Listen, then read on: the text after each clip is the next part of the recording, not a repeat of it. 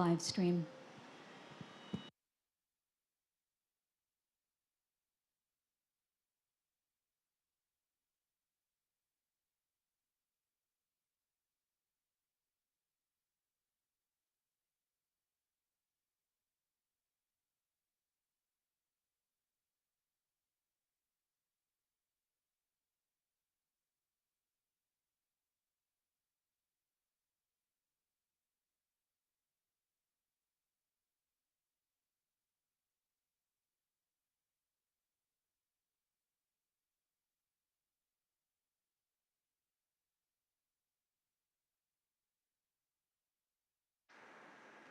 One minute to air. The live stream has started.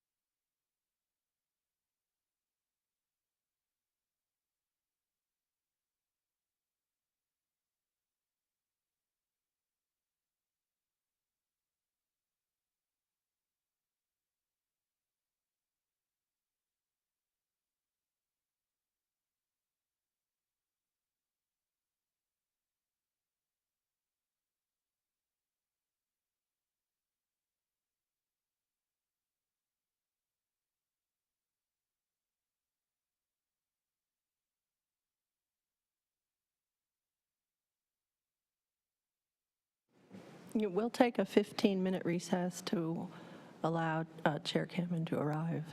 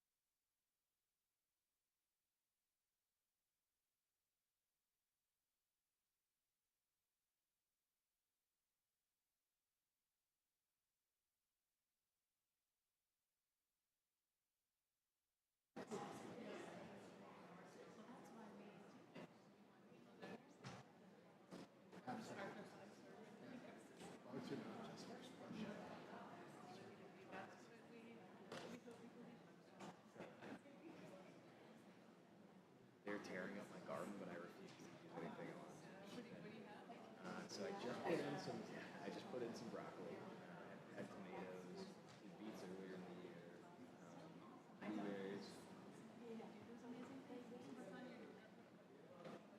So I don't even know. I really should know answer that question. I will. I've got there.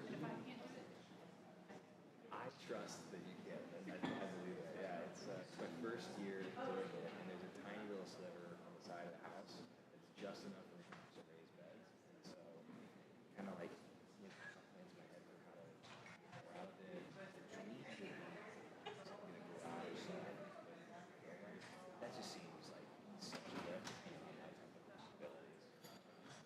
you said no sun where you're setting? It is. Especially when it's like the start of the day or the day. It's been, especially in the election.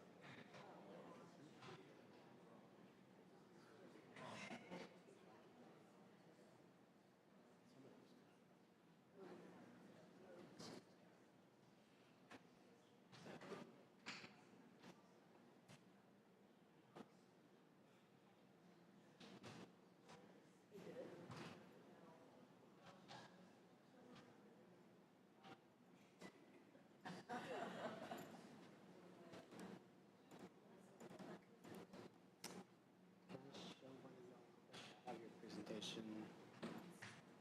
So like your presentation, when you click on this little Adobe icon. Yep.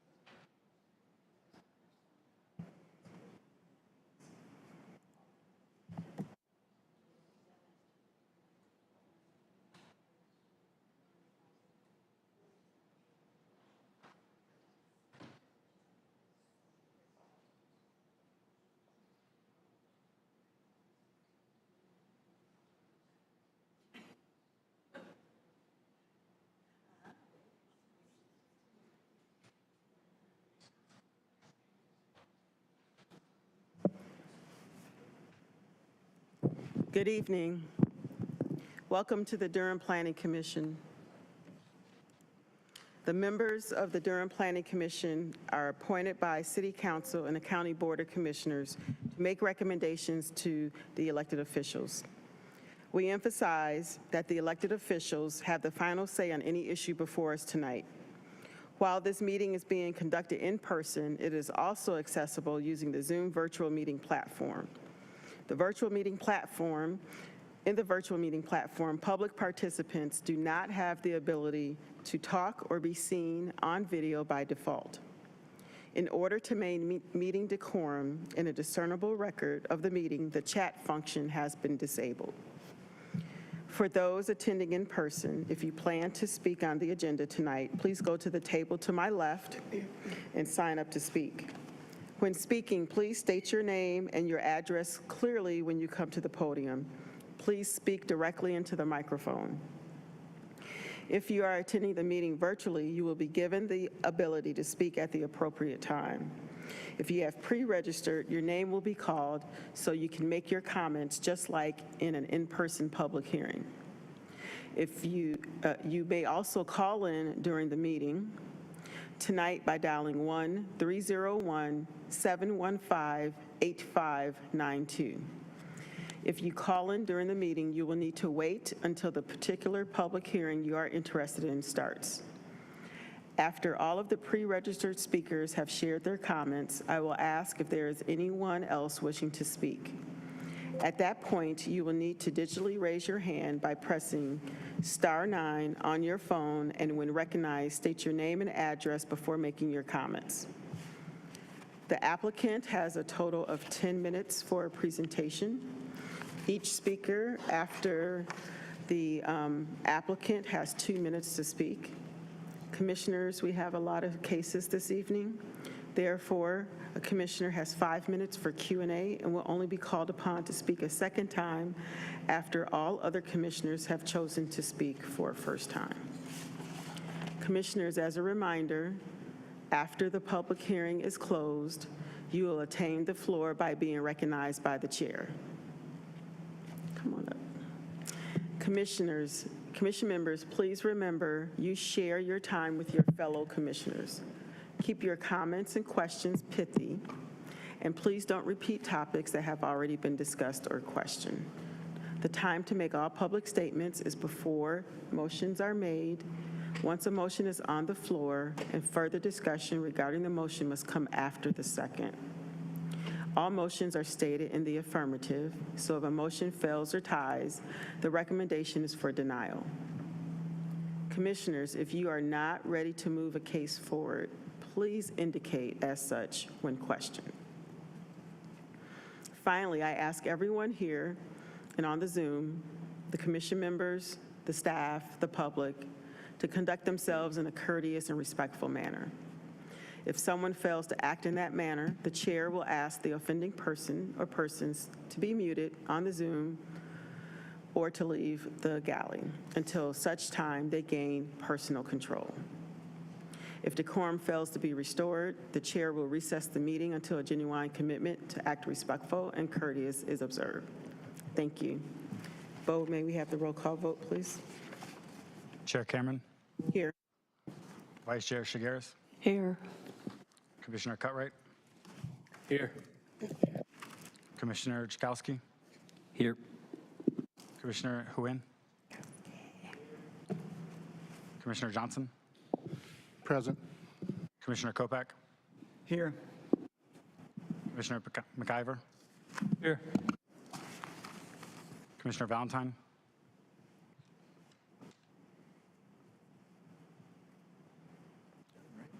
Com-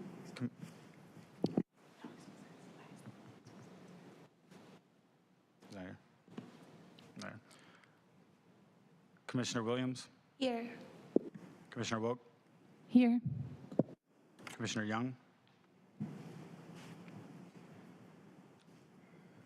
That's it.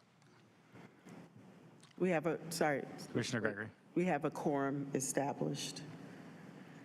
You have a question, Commissioner? Oh, go ahead.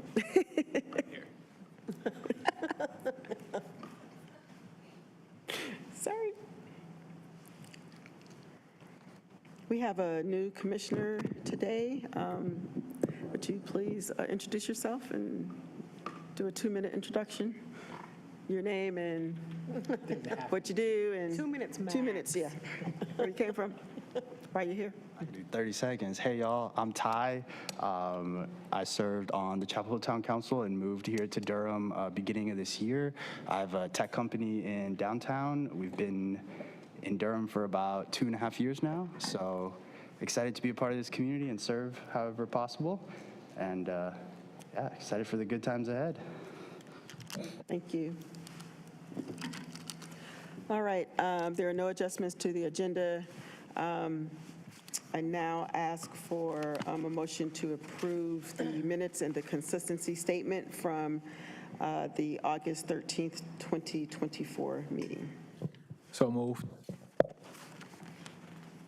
Second. It's been moved by Commissioner Cutright and seconded by Commissioner Kopak. Any questions? Ready for the question? All right, all in favor, please say aye. Opposed? Motion carries. We will move into the initial zoning map changes. May we have the staff report, please? For case Z2400002A/BDG 24, I think that's another quadruple 01. Chairman Bodobrinsky, Planning Department. Just before we begin, staff would like to state for the record that all Planning Department hearing items have been advertised and noticed in accordance with state and local laws. And affidavits of all notices are on file in the Planning Department. Thanks. Thank you.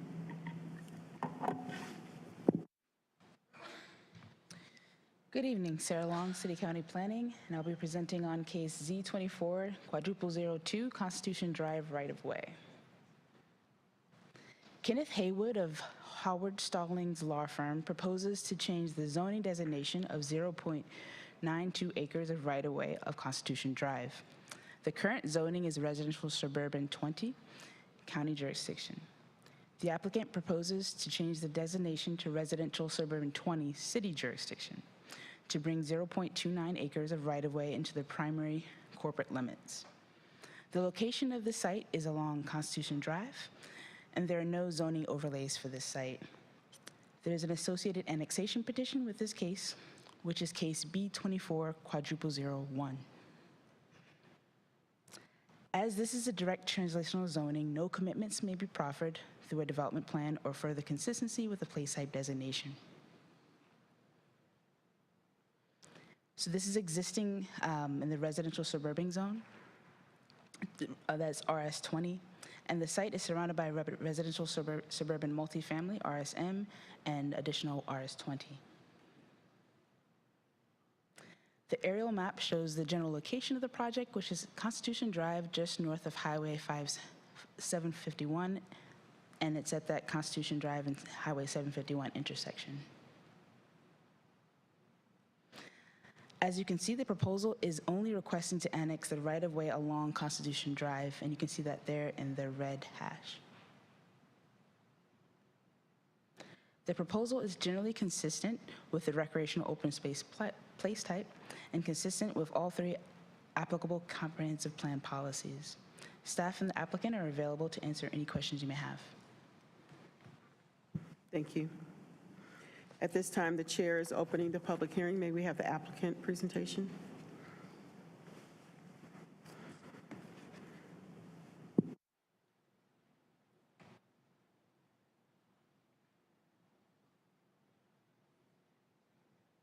Chair Cameron, my name is Kenneth Haywood. I'm with the Howard Stallings Law Firm at 5410 Trinity Road in Raleigh. It's a pleasure to be before all of you tonight in terms of the matter. The staff has obviously done an excellent job in orienting you in terms of the request.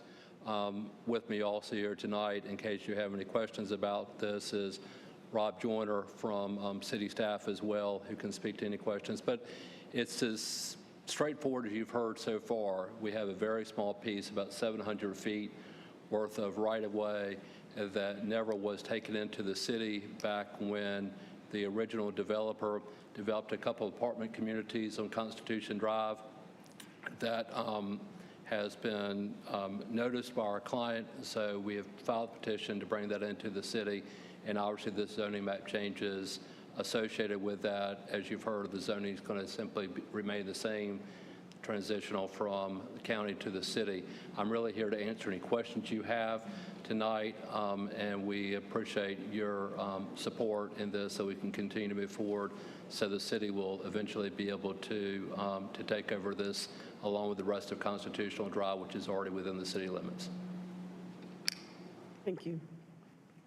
Do we have any community members that would like to speak on this? Do we have a sign-up sheet? No.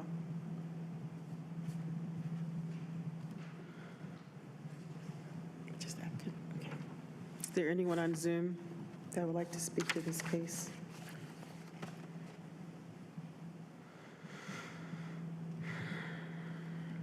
The public hearing is now closed. We are now open for commissioner discussion and questions. Anyone? Commissioner Johnson. Thank you, Chair. I just have one question. In the paperwork, it said annexation of the right-of-way in the Durham city limit does not automatically trigger the city taking over maintenance of the roadway. My question is twofold. Who's providing, I mean, it's 700 feet, it's not a lot, but who's providing maintenance for that conduit today, and who will provide maintenance for it in the future? Robert Joyner, Public Works Engineering Department. So currently there is no maintenance on that road. No one has accepted it for maintenance. It is not maintained by DOT. There is no formal structure and maintenance at all for that road, which is one of the reasons why we're here before you. The intent is for us to annex this in. All infrastructure for roads and systems like this must be annexed into the city to be taken over for maintenance by the city. There is a separate process after you're in the city limits in which you apply for maintenance. And those things have to go through and meet certain criteria. It is the intent of the city to take this item over for maintenance with a payment from the old developer. We consider this a potential for a future safety hazard, which is why we are looking at annexing this small piece in and taking it over and doing repairs. Otherwise, the road eventually, if it continues to fall into disrepair, would have to be shuttered. So my quick follow-up to that is, to your point that you just made, what is the condition of the road, and is there immediate repair costs that will have to be borne by the city? There's not immediate repair costs. There may be a few potholes and things of that on the road through normal wear and tear. This road won't need immediate resurfacing. The culvert, large culvert that's under that is in somewhat disrepair, and that will be put on the system to be replaced over the next several years. And that's primary where the payment from the developer will come into play. Okay.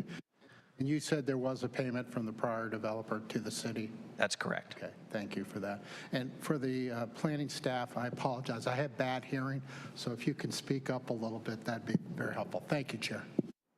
Thank you. Any other questions? Are we ready to move this case forward? May I have a motion? Chair, as it relates to case Z2400002A and annexation BDG 2400001 Constitution Drive Row, make a motion that we move this case forward with a favorable recommendation to City Council. Second. A second. See, now you made me mess up. What's your last name again? Great, that's right. It's been moved by Commissioner Cutright and seconded by Commissioner Gregory to move case Z2400002A-BDG 240001 forward with a favorable recommendation to the City Council. May I have a roll call vote, please? Chair Cameron? Yes. Chagaris? Yes. Cutright? Yes. Czajkowski? Yes. Gregory? Yes. Huynh? Yes. Johnson? Yes. Commissioner Kopak? Yes. Commissioner McIver? Yes. Commissioner Williams? Yes. Commissioner Wouk? Yes. Motion passes 11-0. Thank you. We are moving on to a public hearing, zoning map changes. We now have case Z240000503, which is 3107 and 3111 East Geer Street. May we have the staff report, please? Good evening, Sarah Long from City County Planning again. Is that better? A little bit more? Okay, how about that? Okay, great, thank you. So Patty Harrell Hilburn of McKim and Creed proposes to change the zoning designation of two parcels of land totaling 9.002 acres and located at 3107 and 3111 East Geer Street. The current zoning is for residential rural, and residential suburban 10. The applicant proposes to change this designation to industrial light through a general rezoning to allow commercial parking and vehicle service. The zoning overlays are Falls Jordan District B and Major Transportation Corridor I-85. The properties are currently designated general industrial on the place type map, which staff does not recommend changing.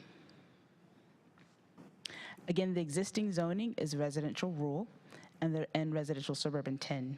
The site is surrounded by residential rural, residential suburban 10, and commercial neighborhood and commercial general. The aerial map shows the general location of the project, which is northeast of downtown Durham, along Geer Street, and just south of I-85. The proposal is generally consistent with the place type designation of general industrial. If approved, there will be no change to the designated place type. As this is a general rezoning, no commitments are proffered.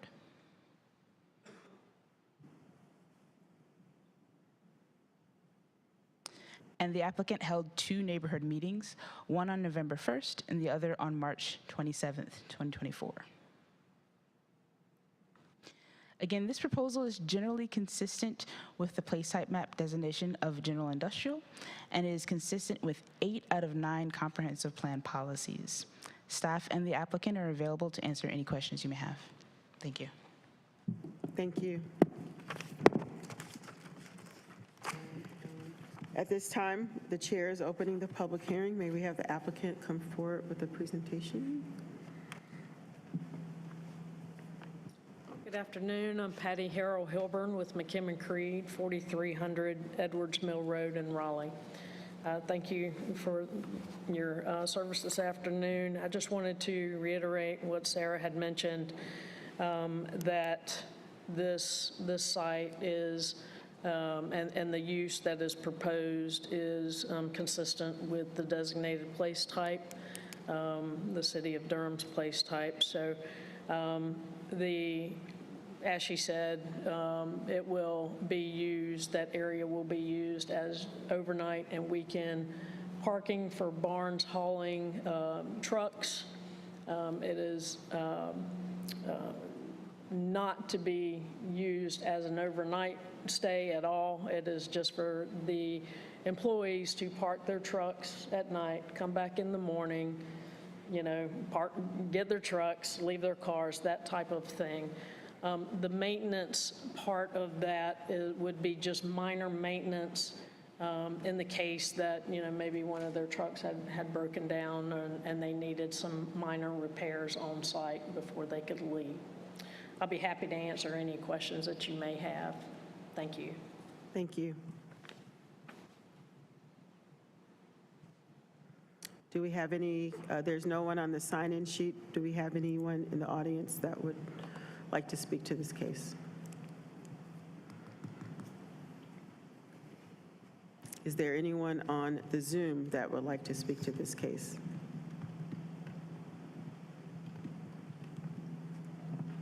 Anyone would like to speak to this case? All right, I am going to close the public hearing now, and we are now open for commissioner discussion and questions.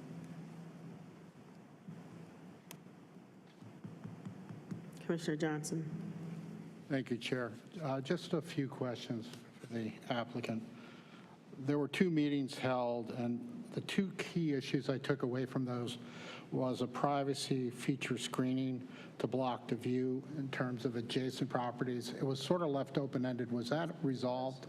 Yeah, I mean, what we had mentioned to them is that, you know, during the site plan, when we submit for the site plan, there's requirements for buffers, and that type of screening would be in place. Okay, thank you.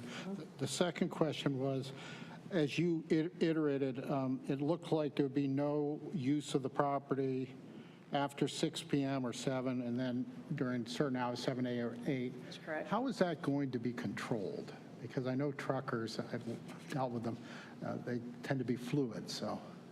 Right, I would need to have back Paxton Barnes. He's on a Zoom call, so I'm not sure how he can call in. He's here if you want him to answer. Okay. Mr. Barnes, there's a question for you, if you can unmute. Did you hear the question?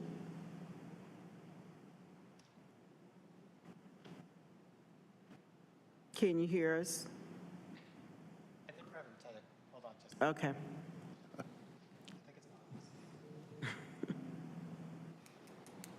Obviously, he would have to regulate that with the employees. So.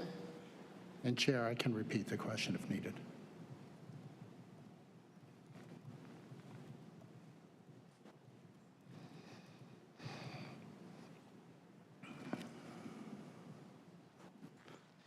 Can he try again, please? Can you say something? See if we can hear you. His box is lighting up, but we can't hear him. Okay, let me see if I can maybe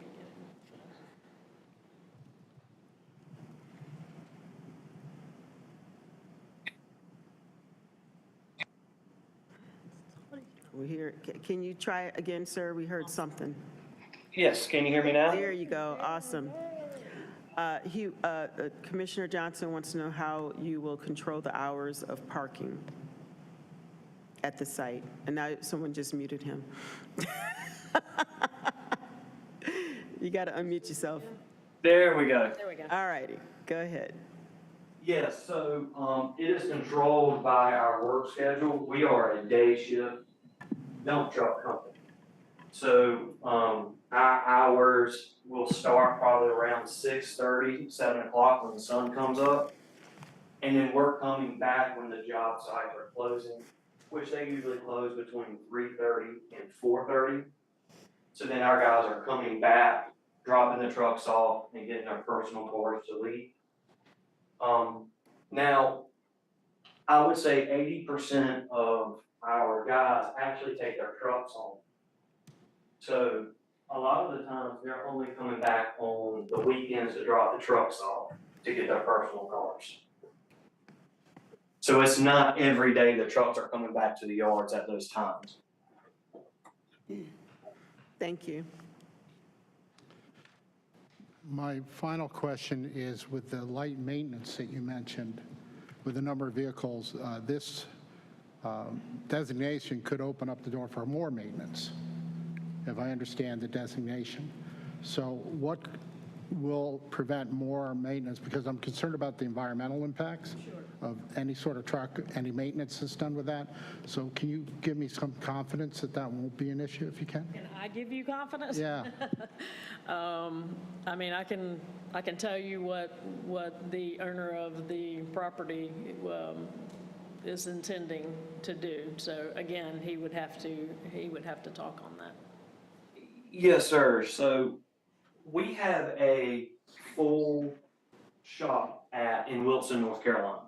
So we do all of our heavy maintenance, engine repairs, oil changes, anything that takes more than just a couple minutes to get the truck up and running is done in Wilson, North Carolina, where we have the proper facilities. And this facility would be if a tire's flat, a rim's bent, or something very light that might occur that we don't catch that afternoon before. It would just get the truck back up and running. But this site will not be where we're tearing down into equipment to fix it. Thank you, Chair. All right. Any other questions? Commissioner Cutright? Thanks, Chair. Just a quick question, and maybe this is for staff, but is there a reason that this is IL versus CG is with the adjacent property that they're currently sitting on? If this is just an extension of their business?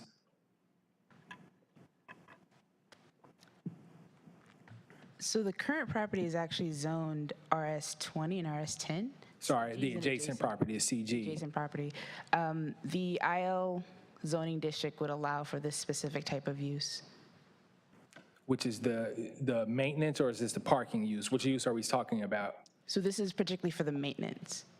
Okay, I think this lends itself to Commissioner Johnson's question, which is how do you avoid this becoming a full-blown shop, right? If that's, I understand what the intention is, but the zoning doesn't restrict that from happening at this point. This allows that to happen. If the intention is to simply park their vehicles here, then to me, what makes sense from a use perspective is CG. And I'm just curious as to why we didn't go that route and why we're opening this up to IL, which will allow something that nobody here, well, I can't speak for everybody, I'm not comfortable with, and I don't think the neighbors would be comfortable with. So that's just a question as to why we went that route. So the choice of what the zoning designation will be is up to the applicant, and we can only determine whether or not we think that is appropriate. Thank you. Any other questions? Commissioner Klopak? Just following up on that then, so does the CD zoning designation, would that be also appropriate to the site and to this use if that had been proposed? I think they're conferring.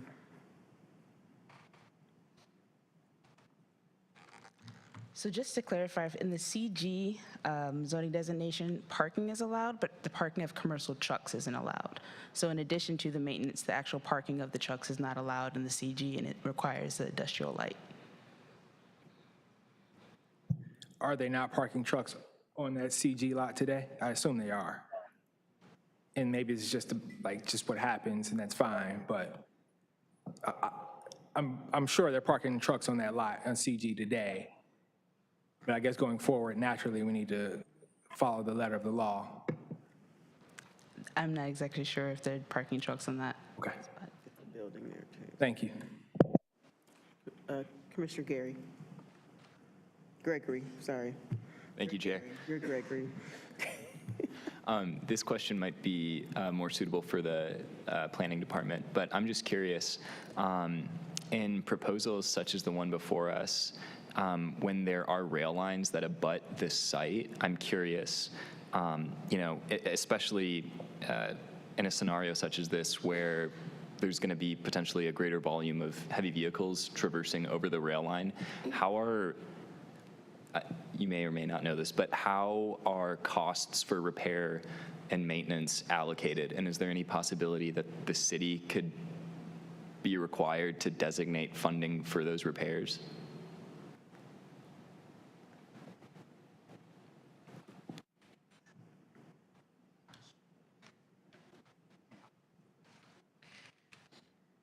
Earlene Thomas, Transportation Department. There is no allocation of funding towards those types of repairs.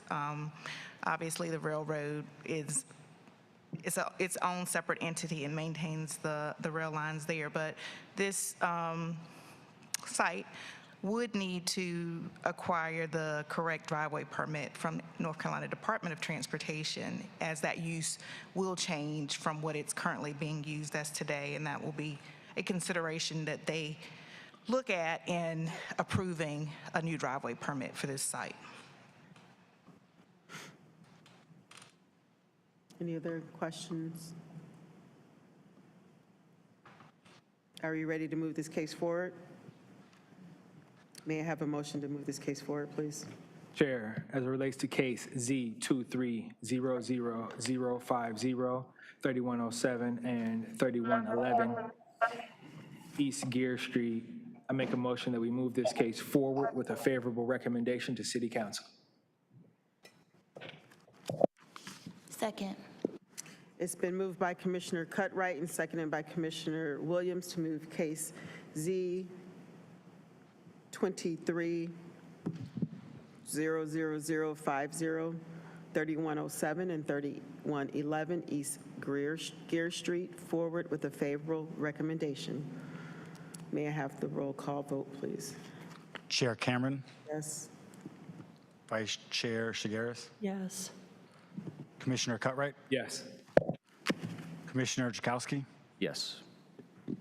Commissioner Gregory, Yes. Commissioner Huynh, Yes. Commissioner Johnson, No. Commissioner Klopak, Yes. Commissioner McIver, Yes.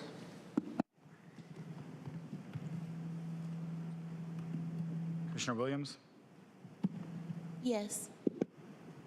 Commissioner Wouk, Yes. Motion passes 10-1. Thank you.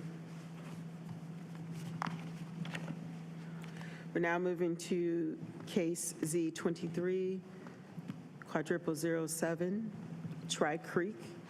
May we have the staff report, please? Good evening, Brooke Roper with the City County Planning Department.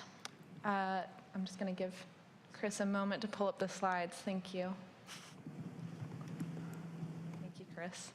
So Tim Sivers of Cunity proposes to change the zoning designation of 3 parcels of land totaling 3.77 acres and located at 6005, 6017, and 6023 Leesville Road. The current zoning is residential rural. The applicant proposes to change this designation to Plan Development Residential 3.768 with a textual development plan to allow up to 20 townhouse units, and the site is within the FJB watershed. The existing zoning is residential rural. The site is surrounded by planned development residential, office and institutional, and other residential rural areas.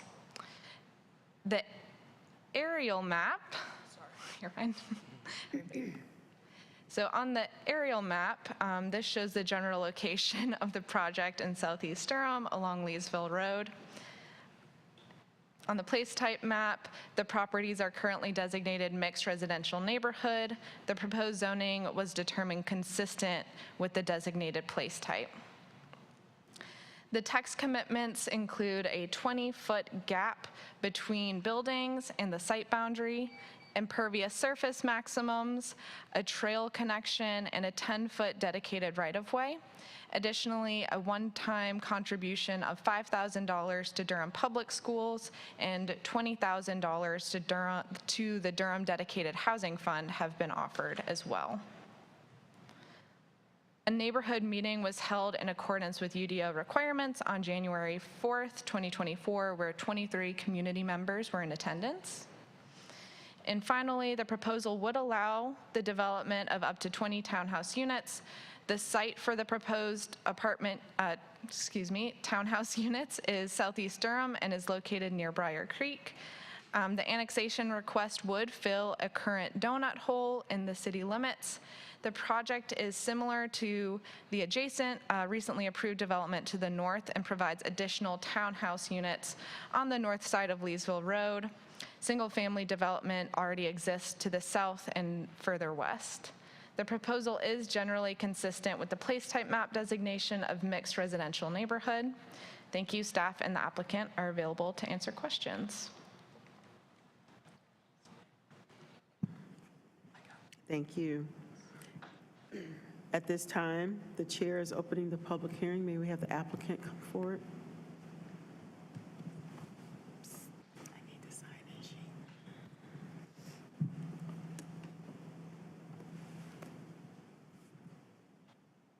Did that work? Everybody on the screen? Go ahead. Yep. Good evening. Tim Sivers with Cunity, 16 Consultant Place. I'm located here in Durham, North Carolina. Sorry, excuse me, trying to get organized here. All right. Thank you to staff and to Sarah and all the staff members and Brooke for their hard work on this project. In front of you this evening is a small infill project that we have titled Tri-Creek. The image in front of you and the upcoming slides will show that this truly is an infill development and follows recent designs in the area. The project to the north, shown here in those townhome parcels, is under construction. While this project area contains 2 single-family homes on 3 parcels owned by my client, Y&E Properties. This project contains a total of approximately 5.8 acres, is located in the suburban tier, and does require annexation. The proposal to rezone this parcel to PDR 3.768 with a maximum of 20 townhome units is consistent with the place type map.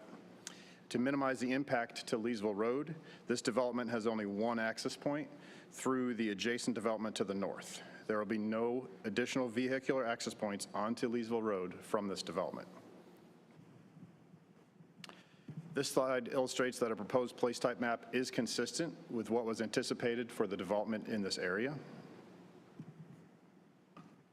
And this slide shows the consistency provided with our proposed zone of planned development residential. The proposed PDR of 3.768 is consistent with the surrounding density zones of PDR 3.755 to the north and 3.700 to the south in Carolina Arbors. With the text-only development plan, it can be hard to imagine how some of these developments may look as they come across. So I provided a conceptual plan of what this development could potentially look like. These are not graphic commitments, but simply provided to help paint a picture for you this evening. The townhomes could be located in the eastern portion of the development to minimize the impact to the existing stream. The access will be from a designated street stub in the northwest corner, and a 10-foot wide concrete multi-use path will be constructed along the right-of-way. This path will be connected to the east and west on the screen to allow the connections to that development that's under construction today. My final slide this evening highlights the key text commitments of the development, and they include a maximum of 20 townhome units, right-of-way dedication for the previously mentioned multi-use path, sidewalk connection from the townhomes to that multi-use path, which provide pedestrian access to the right-of-way and adjacent developments. Some environmental commitments, like minimizing our impervious area to 50% and committing to native tree plantings.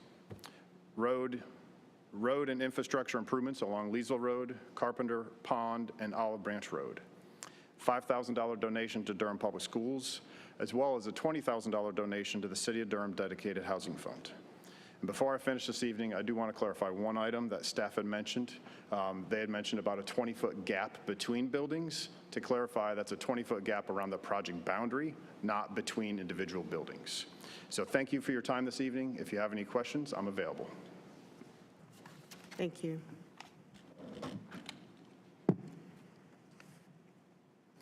We have Pam Andrews signed up to speak.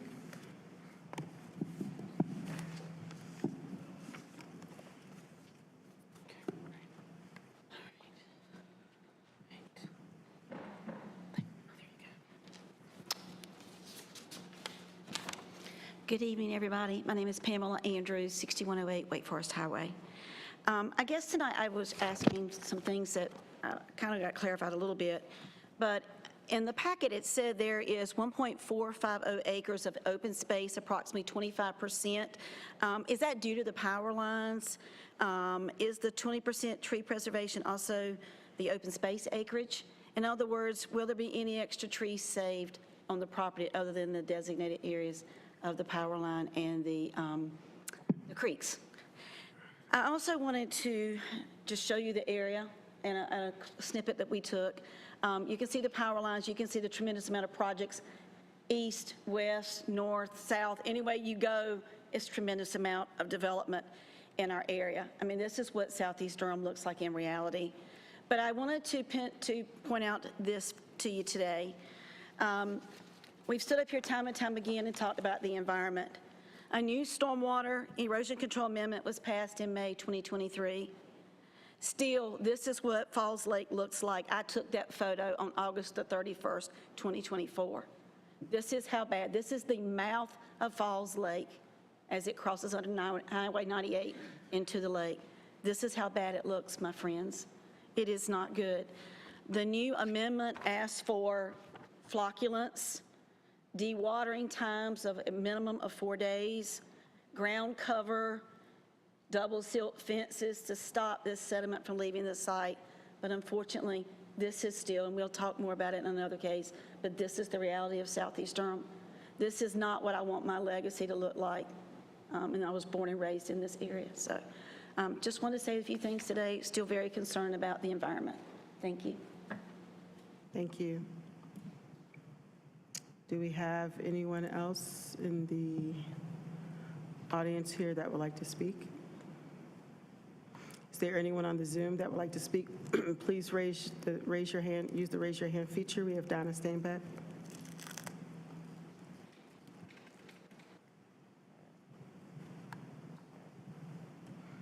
Please unmute yourself. Hello. Good evening, Planning Commission. I am Donna Steinbach at 4825 Jimmy Rogers Road in Durham, North Carolina. I support all that Pam said. I'm very concerned about this project because of the environment. And I couldn't tell if the tree coverage and the open space overlapped. I was also concerned that there wasn't a North Carolina Natural Heritage inventory done, and I thought that was required. Also, the schools, elementary and middle school, are overcrowded. I'd like to see some type of cumulative study on the schools for the approved projects, but not included in the actual plan. It's like these numbers I keep seeing are the same numbers, and that's because they're not taken into account. I do not believe they're taking into account what has been approved. So those are my key concerns. Thank you very much. Thank you. Is there anyone else that would like to speak on the Zoom?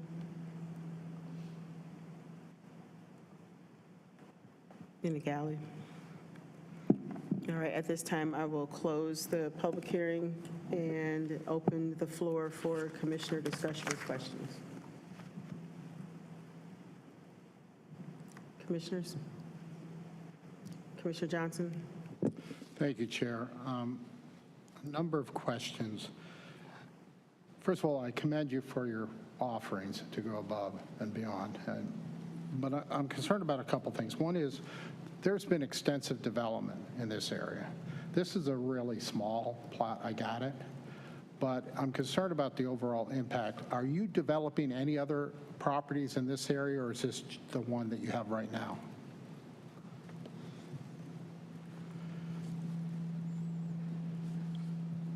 Tim Sivers with Cunity. So to be clear, we are the applicant and the civil engineering and land planning firm. We're not actually the development team.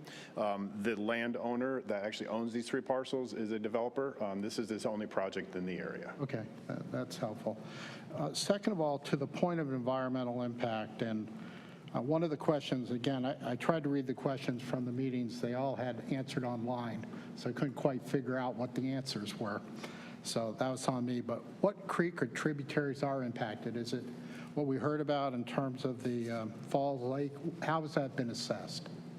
At the time of site plan, we'll assess the streams and the final stream buffers.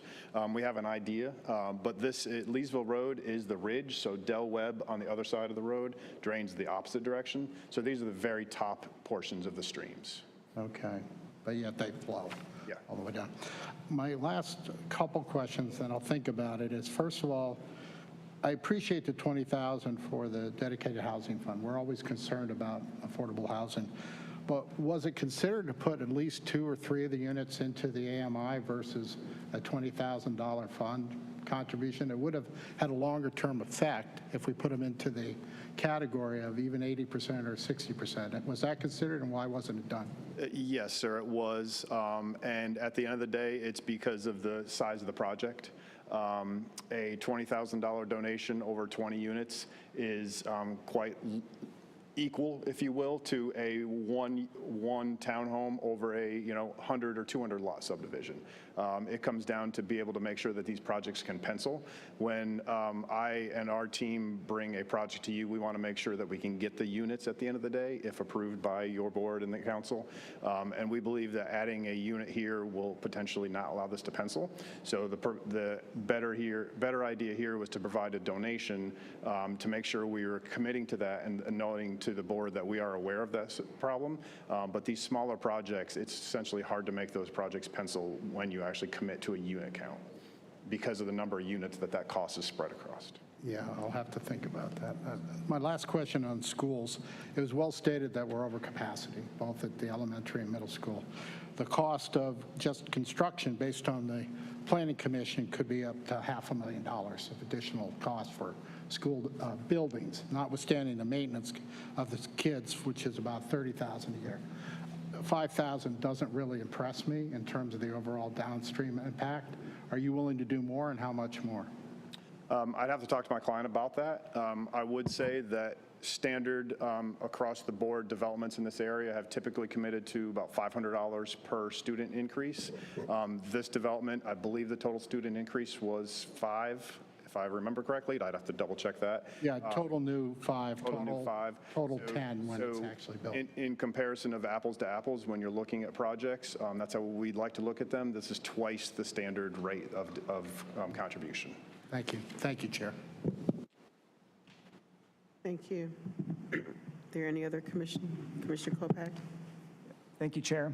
I just would like to come back to the questions posed by the residents to get some clarity for that for the commission as well about the overlap between the tree cover and the open space, the relationship between the 25% open space and the power lines, and the question about the natural heritage assessment, which I'll say in most of the applications we see that's listed as NA, so that's probably an overarching question for staff at a later date. But for now, question for the applicant to clarify some of those resident questions would be great. Thank you. Great. Thank you for giving me that opportunity to respond to those and to the residents.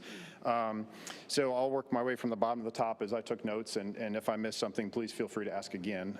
So in response to the erosion control, those are new standards that were applied, approved 9 to 12 months ago now, maybe it's been a year. Those will apply to this development. A lot of the developments out there that have been under construction for the last 6 months, they did not apply. You may know I've brought projects to this board that provided commitments in the past that are actually now part of that code. Literally word for word part of that code that I was providing before it was code. So I hope that proves to you that we're behind that and we understand that, but this development will be following those new code requirements at the time of site plan and erosion controls. The 20% tree preservation, if there's an aerial, I don't know if I can, whoops.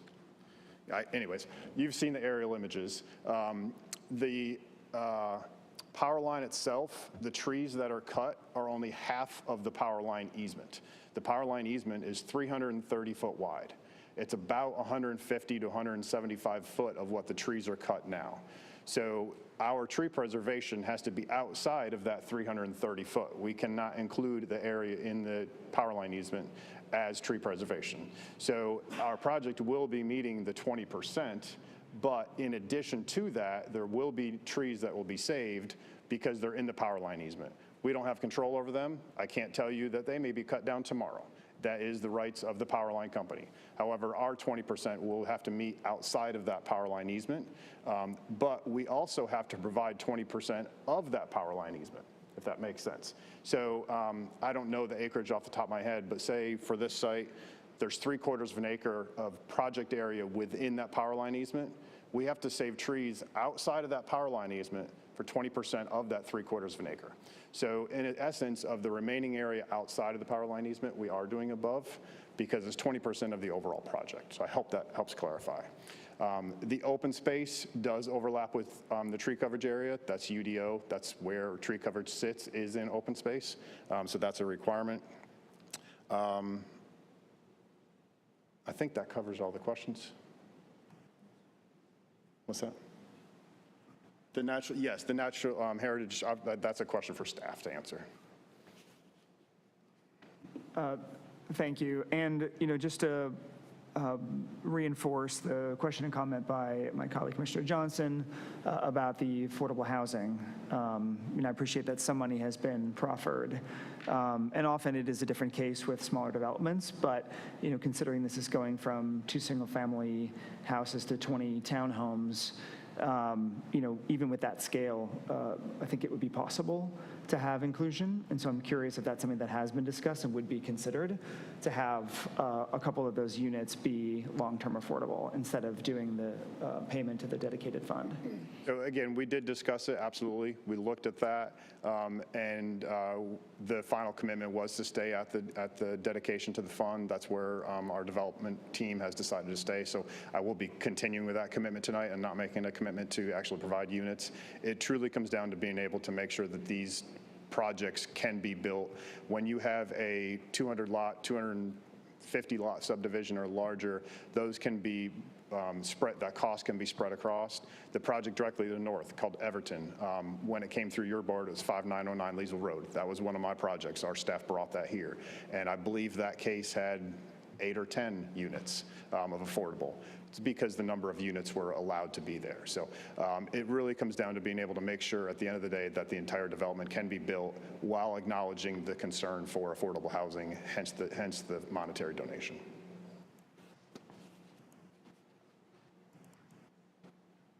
Any other questions?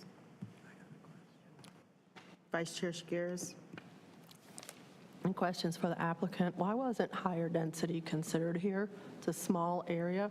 If you could have done higher density with the first floor retail, like little coffee shops or something, we actually connected it to all of this urban sprawl around here and helped relieve some of the traffic issues, at least on a weekend type basis, and that would allow you to have some potentially affordable units. It seems like a prime location to me. I mean, I'm no expert on this, but I was just wondering, was that considered? It was not looked at originally. However, I would say that this being an infill and surrounded by the current place type of townhomes, that was our goal, to remain consistent with the place type that was approved by this board and Guy Council. Okay, and on the staff presentation, there was a mention of a trail connection. Yes, so we have a text commitment. In this development, the road itself is an extension of the project to the north, and because it didn't have a road connection to Leesville Road, we wanted to provide a trail connection out to Leesville Road. So along Leesville Road, we'll have a 10-foot multi-use path, which is what's standard now. The trail is a connection out to that. So from the public right-of-way within this development out to the road, there'll be a 5-foot sidewalk connection. Okay, so a sidewalk, okay. All right, thank you. Any other, Commissioner Tai? Quick question for staff on the stormwater requirements. I know that the applicant is required not to increase the quantity of stormwater discharge, blah, blah, blah, blah. Do we base that on a 25-year storm event, or is there a specific metric we use for that?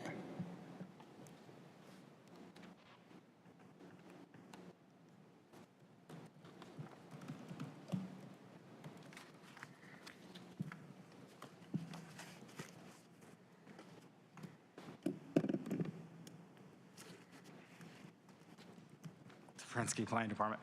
Can you repeat the question? Yeah, so I know that when you analyze like the quantity of stormwater discharged off a property post-development versus pre-development, a lot of the times you use like a 25-year storm event for the quantity of water. Is that like the standard for the city? Not 25, I don't remember. We've actually got this.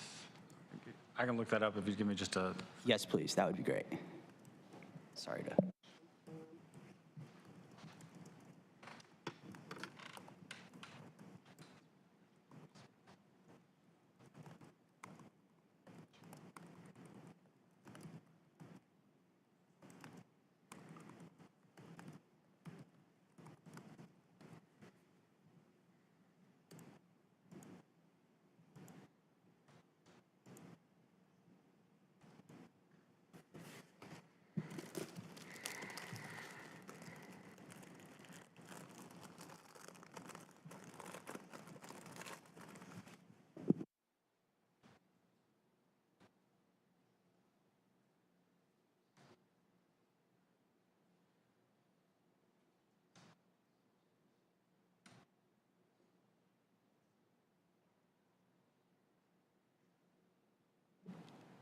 I don't want to hold up the meeting. I don't need the answer like right this instant. Yeah, I mean, yeah, in terms of the way it's calculated, it's pre-development, post-development. Obviously, they get credit for the existing. I believe the standard is the 100-year event, unless proffered additionally, but I did want to confirm, but I'm fairly certain that's what it is. Thank you.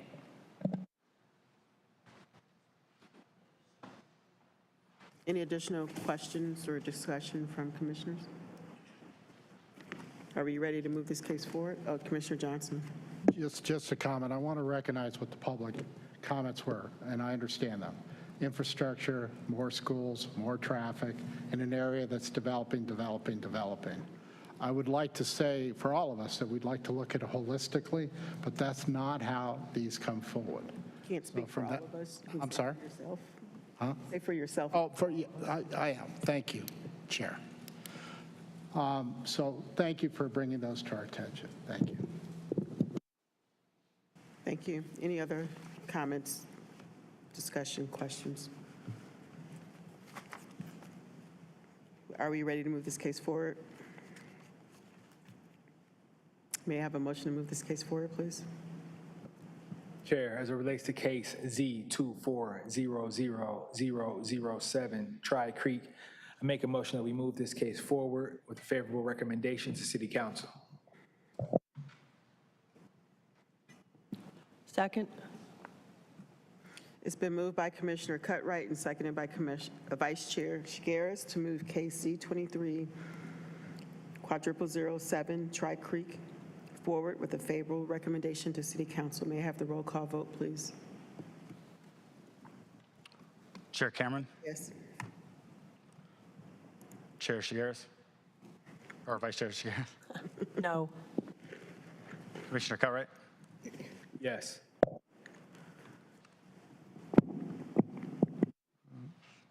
just a second.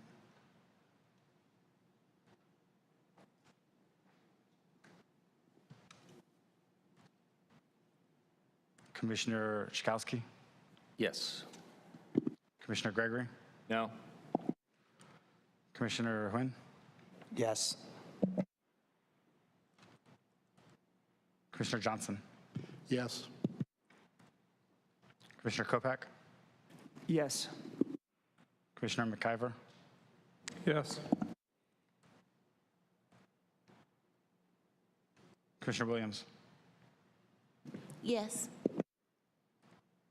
Commissioner Wouk, No.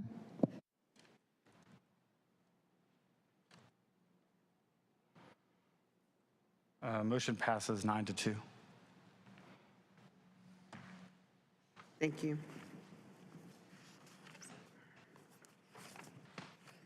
We now have case Z2400009 Caring House Expansion. May we have the staff report, please?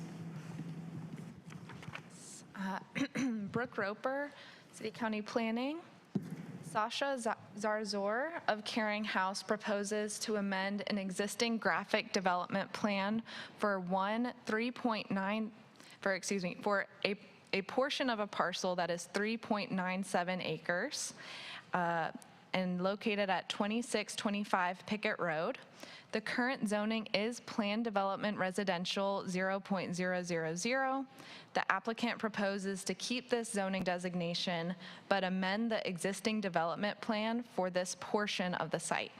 The proposal would not change the zoning or the allowed use of the site, but would modify the existing development plan commitments to allow for the expansion of the existing building to accommodate additional multifamily units.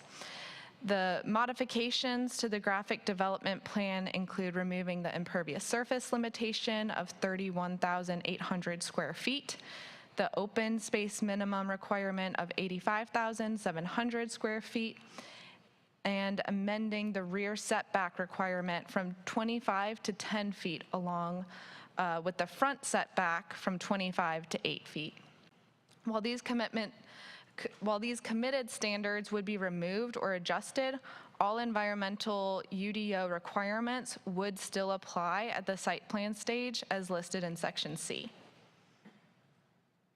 The existing zoning is Planned Development Residential 0.000. The site is surrounded by Planned Development Residential and Residential Suburban 10.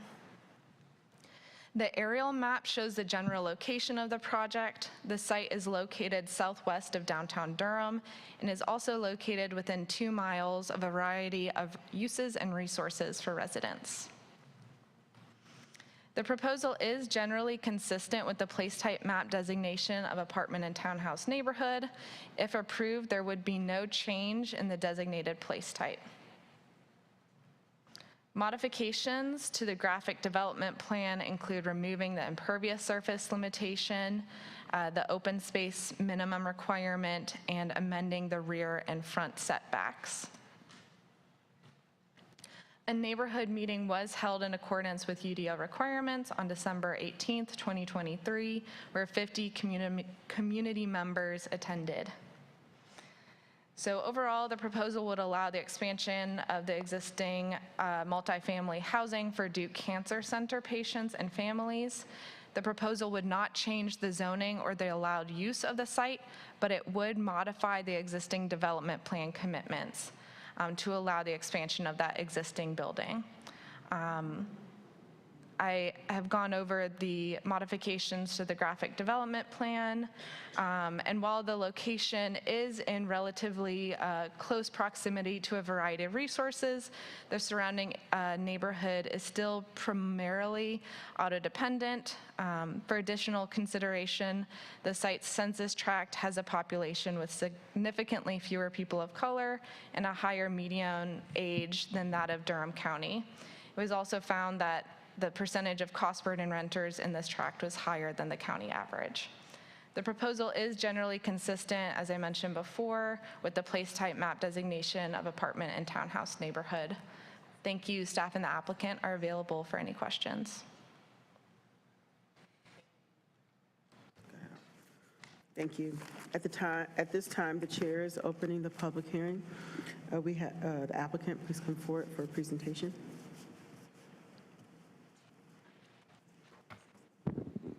Good evening, Chair Cameron and Vice Chair Chagaris and members of the Planning Commission.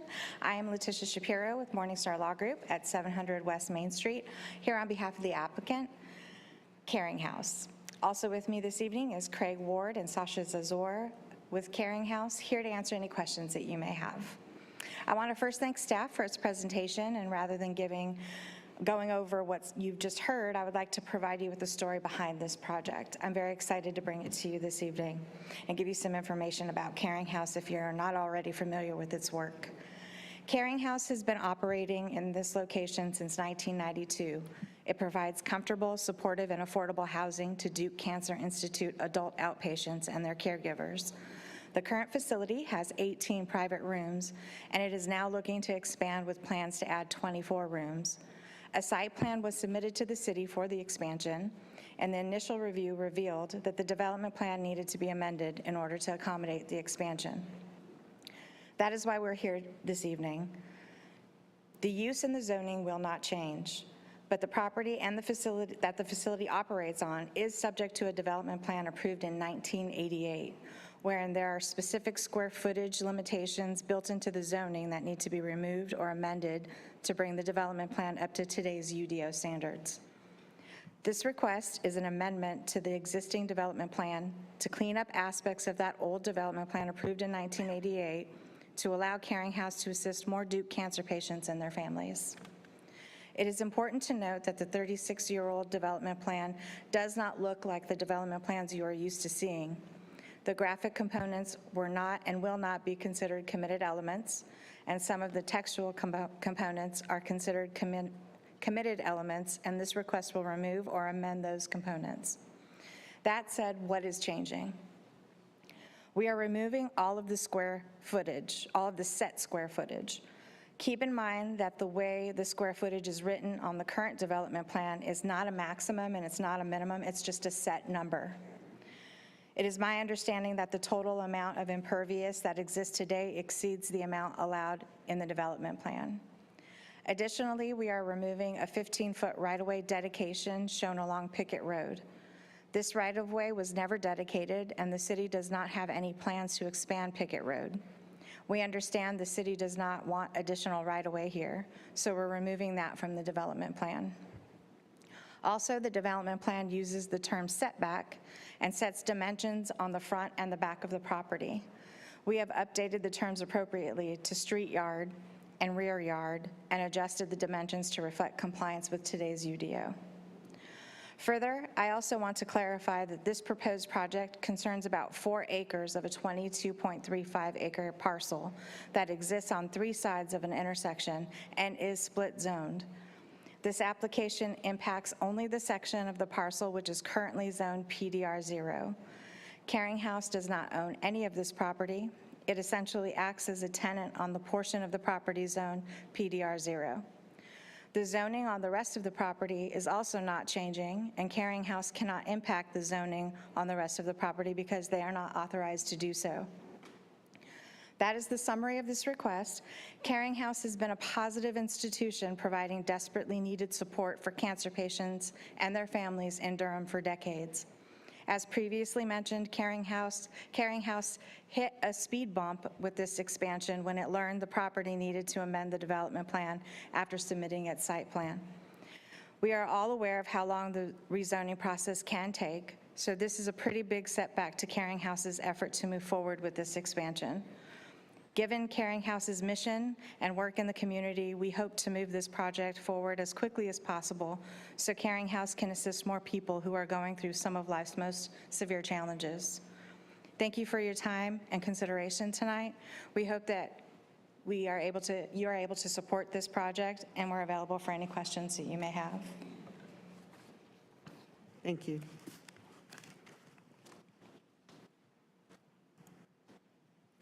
Is there anyone in the audience that would like to speak? We don't have anyone else on the sign-up sheet. Is there anyone on the Zoom that would like to speak? Please use the raise your hand function.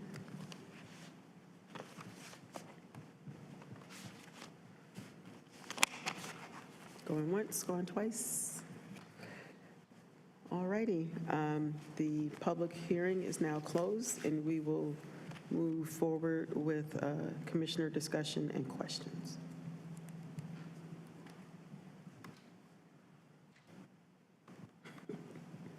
None? Commissioner Johnson. To the applicant, you had 50 people attend. I read the meeting notes. Thank you for that. A couple follow-ups. Was the buildings, are they going to have additional stories, or are they going to maintain the same height of the existing buildings? At this time, the intent is to maintain the same height. Okay. And what would change that outlook? Yeah, I think that would just be moving through this. There is really no intention, the intention to stay at the same height. So moving through site plan, that would be something, if it occurred, would happen then. Okay. And then my other question is, there's a lot of tree coverage in that land today. The commitment was only for 20%, which is tied to the UDO. Would you be trying to maintain as much tree coverage as you can without disrupting? I'm looking at the picture now at Pickett Road, where there's a line of trees there, not a buffer, but a line of trees. I'm just curious how you're going to manage the trees removal. So that would definitely be something that is discussed at site plan, but we are definitely looking into, saving as much tree save as we possibly can and to meet or exceed the UDO standards. I don't think that there's an actual plan for the tree save at this time, but we definitely are taking that under consideration. Good, and thank you for the caring mission. Thank you. Any other questions from commissioners? No?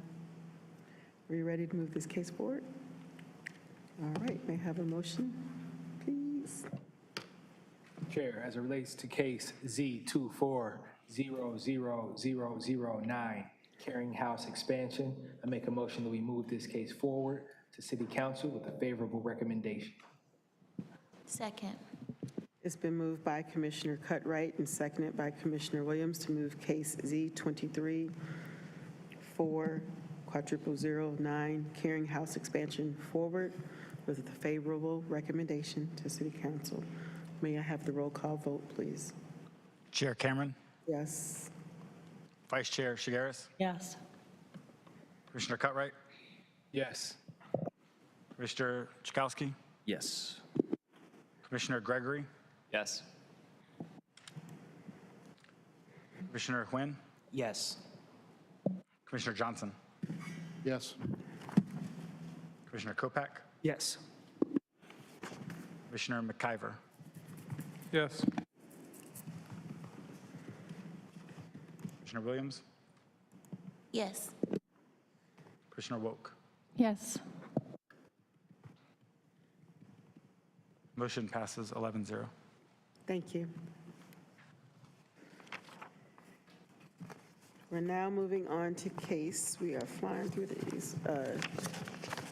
Z2400015 Doc Nichols Towns. May we have the staff report, please? Good evening, Sarah Longan with City County Planning. Steve Galoli of Galoli Realty proposes to change the zoning designation of one parcel of land totaling 4.5 acres and located at 1301 Doc Nichols Road. The current zoning is residential rural.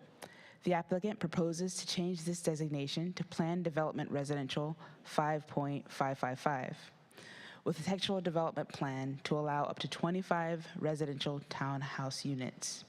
This is in the Falls, Jordan District B, and staff does not recommend changing the current place type designation of mixed residential neighborhood. The existing zoning is residential rural, and the site is surrounded by residential rural, planning development residential, and this is for 2 to 4 dwelling units per acre. The aerial map shows the general location of the project, which is in southeast Durham along Doc Nichols Road. The proposal is generally consistent with the place site map designation of mixed residential neighborhood, and if approved, there would be no need to change the designated place type. The text commitments include a 20-foot gap between buildings and the site boundary, and just to clarify, that's the building footprint and the site boundary. A 50% impervious surface maximum, an added southbound left turn lane, and limited disturbance during the site preparation and construction. There will also be a one-time contribution of $5,000 to Durham Public Schools and $25,000 to the Durham Dedicated Housing Fund. A neighborhood meeting was held on December 19th, 2023, with 12 community members in attendance. This proposal is consistent with 17 out of 21 of the applicable policies for the comprehensive plan. The area is fairly auto-dependent and lacks access to multimodal infrastructure and is not in close proximity to daily services like grocery stores, retail, or healthcare. The proposal is generally consistent with the place site map designation of mixed residential neighborhood. And staff and applicant are available for any questions you may have. Thank you. At this time, the chair is opening the public hearing. May we have the applicant come forward, please? Good evening, me again. Good evening, Chair Cameron, Vice Chair Chagaris, and members of the Planning Commission. Letitia Shapiro, Morningstar Law Group, 700 West Main Street, here on behalf of the applicant. Also with me this evening is Tim Sivers from Quinity, who is our landscape architect designing the site, and here to answer any questions that you may have. Thank you to the staff for your staff report and presentation. And I just have a few points that I want to address on this item. This is a small undeveloped 4.5 acre site, and as mentioned, proposing to rezone from rural residential to planned development residential 5.555 to facilitate the development of up to 25 townhomes. The property is designated mixed residential neighborhood on the place type map, and the proposed zoning district is consistent with this designation. So keep in mind the property is only 4.5 acres, so having one housing type is consistent with the guidance in the comprehensive plan. Moreover, the existing housing stock in the area is single-family detached homes, so the choice of townhomes for this project adds to the overall housing variety. In summary, the proposal is consistent with many applicable policies, as noted, 17 out of 21 in the comprehensive plan. This project provides much needed supply to a constrained market where demand for housing of all types has never been greater in the area, and does so in a way that contributes to public schools and affordable housing funds, and complies with or exceeds the UDO standards aimed at safeguarding the natural environment such as the development, so that the development does not have significant adverse impacts. For these reasons, we hope that you're able to support this project and respectfully request your recommendation for approval. And thank you for your time and consideration tonight. We are available to answer any questions you may have. Thank you.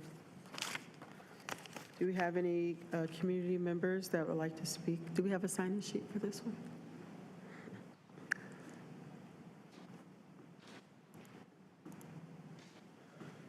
That's all right, thank you. Pam Andrews?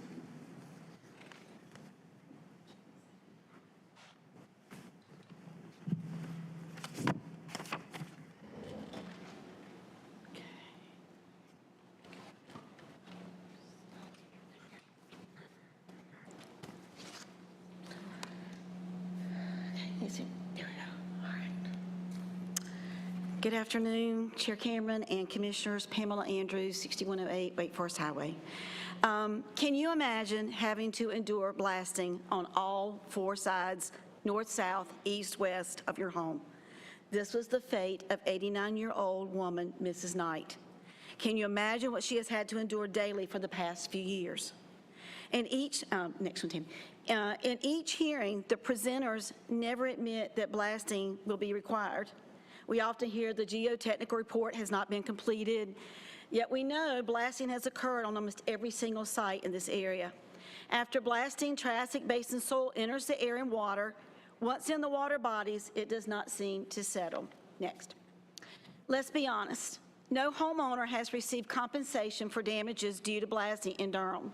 Ms. Knight will now be faced with more blasting within feet of her property line with no buffer required. Please give this elderly woman a 30-foot buffer that she has requested. Next.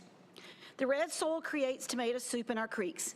Even after 4 days of required dewatering time, this is what a sediment pond looks like as it's being drained and water flowing down to Lick Creek on September the 3rd of 2024. What do we care about? Our citizens, the environment, our wildlife? Not only are homes being damaged, but the environment is suffering as well. Next. Sediment flows under the required double silt fencing into neighbors' yards and property. In addition, sediment ponds are drained or overflow, which also flows into neighbors' property. Sedimentation is the #1 pollutant of North Carolina waters. The Neuse River Keeper has monitored the creek down the hill from Mrs. Knight's property over 20 times this year. Hurricane Creek measured over the state standards 80% of those times. At times, the readings were 10 to 20 times greater than the state standard of 50 NTUs. A new stormwater, next, Tammy, a new stormwater erosion amendment that I mentioned is just not working. Please consider that. Thank you.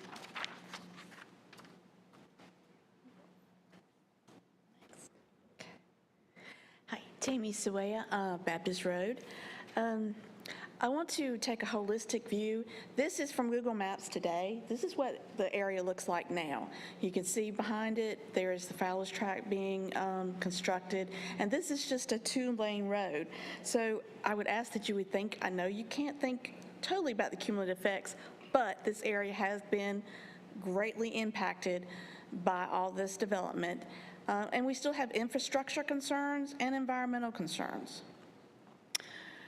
For those who haven't ever seen this slide, this is in the southeast Durham area, and these numbers were about in February, and this doesn't include the Virgil Road property that was passed.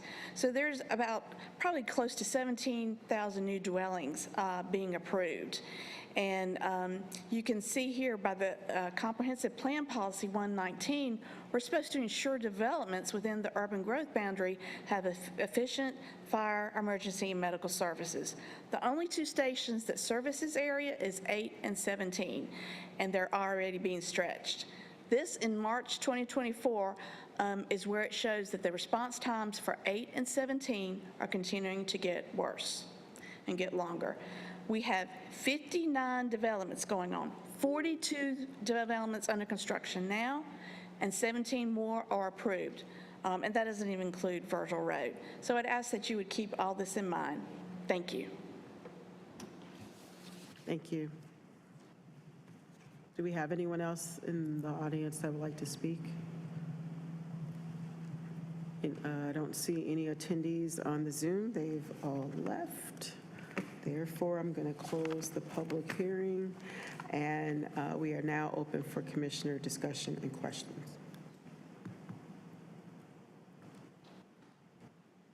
Commissioner Johnson. Thank you, Chair.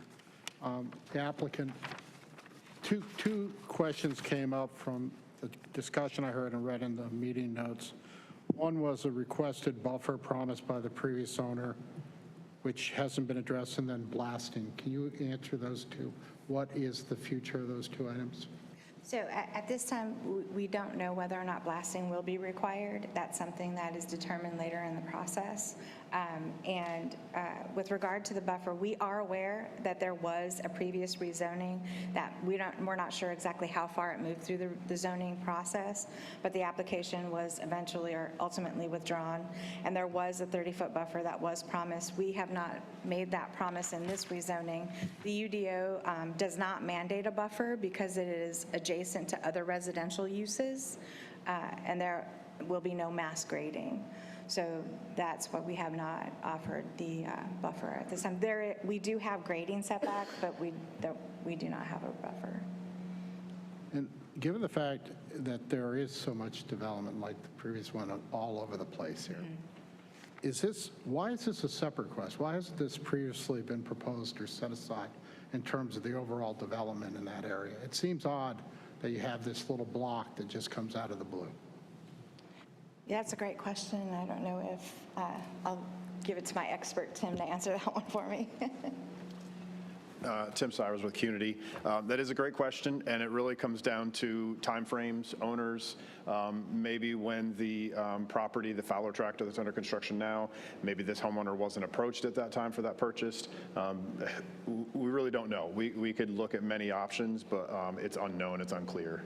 Yeah, I appreciate that, but it begs the question, back when the others were approved, was there sort of a thought that this wouldn't be approved and there'd be a buffer there? That's what I'm trying to deal with in the context of how we got here. Thank you, I'm good.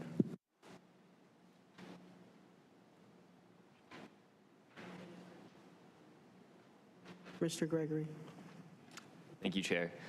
So referencing the satellite imagery that was put up both during the applicant's presentation and the public comment, it's pretty clear that almost every single acre of the Hurricane Creek watershed has been cleared for development at this point. So I find it marginally troubling that this proposal is offering the bare minimum in terms of open space requirements and tree coverage. So at a site such as this, under these circumstances, I'd love to see development practices that exceed basic UDO compliance. It makes a lot of sense to go above and beyond in a scenario where so much of the natural environment in this particular section of our community has been developed. So.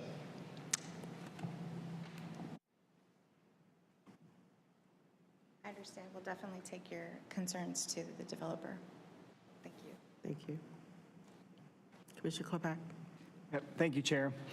So in thinking about the place-step map, I understand that there's it's largely consistent with the MRN, but it seems that this road and this site in particular really reinforce some of the most challenging aspects of this part of Durham County in terms of auto dependency, a lack of safety for bicyclists and pedestrians. I saw some recommendations from BPAC to try and address some of these concerns, but I wasn't sure that those were represented in the application. And I'd love if you could talk to how the developer is promoting bike and pedestrian connectivity and safety for this site. I'm going to go ahead and have to defer to Tim on that one. He's working on the design of the site. Tim Sivers again with CUNY. So yeah, I'd like to actually read through those bike comments, bike and ped comments that are on page 8 of the staff report. Number 1 was to construct a 12-foot paved multi-use path that is a 10-foot concrete path is a requirement by DOT, and that will connect to the existing development to the north. So residents in this community will be able to walk out to the right-of-way, walk or bike on that 10-foot path to what's under construction now, as you saw, and be able to access that development. And I believe there's a greenway through there, so that bike connection is being provided. And that addresses number 2, really provide connectivity to neighboring adjacent developments via stub-out roads or sidewalks. So we are providing one with sidewalk. The stub-outs were not provided with that existing development. So when there's a construction site under development now, does that not provide a street stub-out? There's not really any sense in making a street stub-out to that because it hasn't been provided. And building raised crosswalks, that is a standard comment by BPAC. We appreciate that and understand that does help slow traffic down. However, that also to a point inherits 911 response, and there has been concern with emergency access in the area that was mentioned, with response times earlier. We know that this area does have a lot of new development, so every second matters. So those raised crosswalks on a small development like this, that's why those are not included. Typically, they can be added later on through a process with the HOA, but that's why they're excluded from this proposal.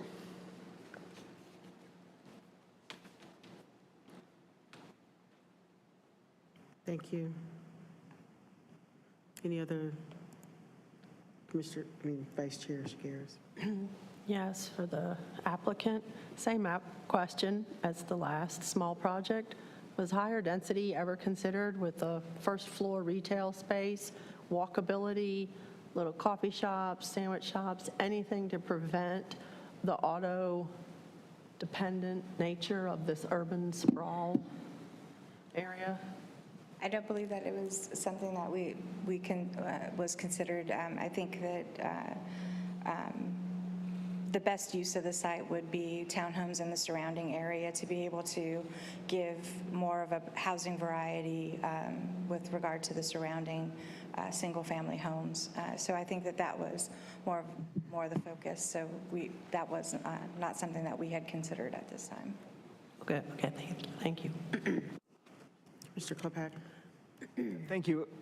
And I feel like this has some similarities to a previous case that we discussed in terms of the affordability, the Tri-Creek, where it seems like it's at a size and scale where it'd be possible to include affordable units long-term instead of making the payment. In fact, it's so similar, it almost seems like a formula. And maybe that's intentional in terms of $1,000, per unit. As a replacement of that long-term affordability. But this is a different site, different owner, different developer, but the proposal seems to be exactly the same as the other, and I think it's worth questioning as well. Like, why is it that you can't put, in this case, 3 to 5 long-term affordable units in this development? I absolutely understand that concern, and just as with the other one, it is the other project. It is the feasibility of the project and being able to pencil the project with regard to units versus the donation, and so proffering the donation makes more sense in feasibility of the project. And again, like you said, it is a concern. I understand that concern, and we definitely took it under consideration. But with regard to actual feasibility of the project, the donation was what worked out. Can I add to that if acceptable? Sure, and then I have a follow-up.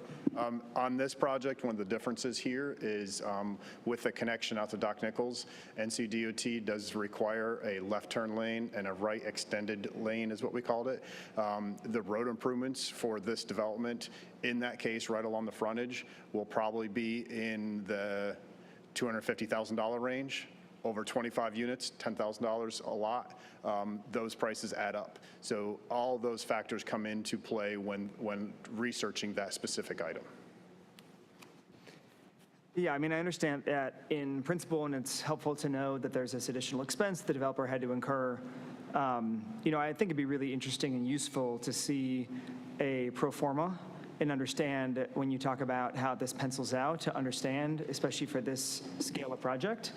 To really get a better understanding of that, because it seems like with this, greater density that's going in this spot, even with 25 units, there's, a lot of money to be made there. And so when we say pencil out, I just would love to know more about what that means. So if there's a potential for a future sit down, I would welcome that.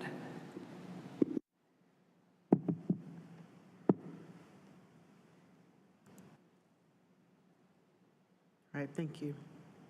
Commissioner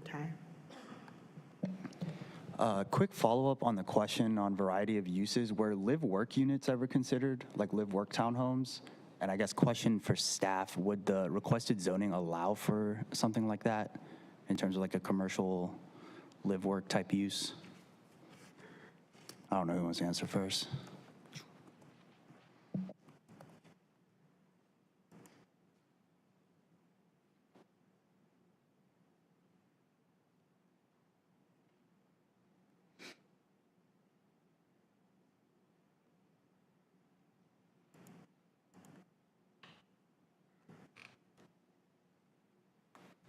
So for the PDR 5 zoning, there is a limited amount of commercial that's possible.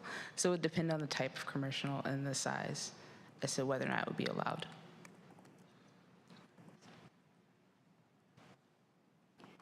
And that's something that, you know, that was the first we've kind of thought about that. So we appreciate your recommendation and thinking about it. I think that this project was, like I said earlier, geared more to looking at the surrounding area and seeing what other types of variety of housing types we could provide to put supply into, much needed supply into the area.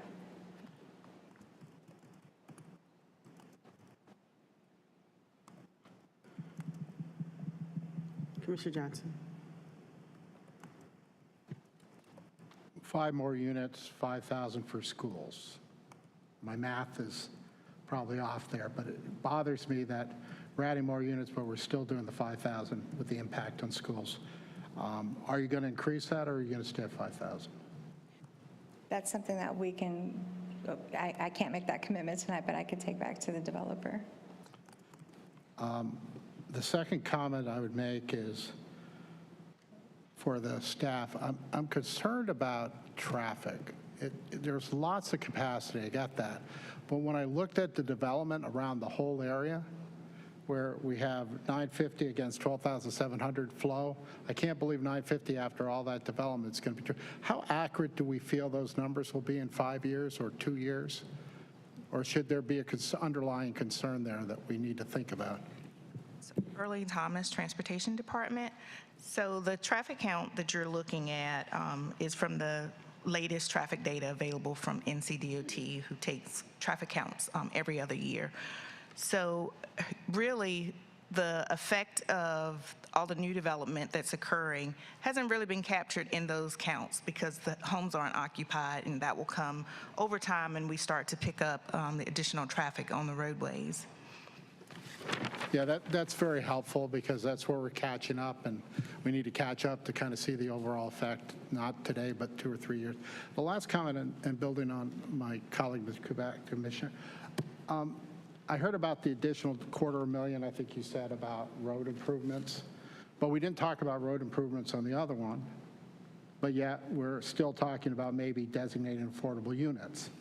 So I understand the contribution, what is it, 25,000, but I'm still kind of thinking about the overall picture, why we can't designate 2 or 3 of these units for affordable, which will offer somebody a chance over the next 30 years that they may not otherwise have. So I'm still caught up with that. I'd like to hear you speak on it if you would. Before we get to that, if I just may, I was just provided information that the developer is willing to double the donation to the schools to 10,000. The developer is going to double the contribution to public schools to 10,000.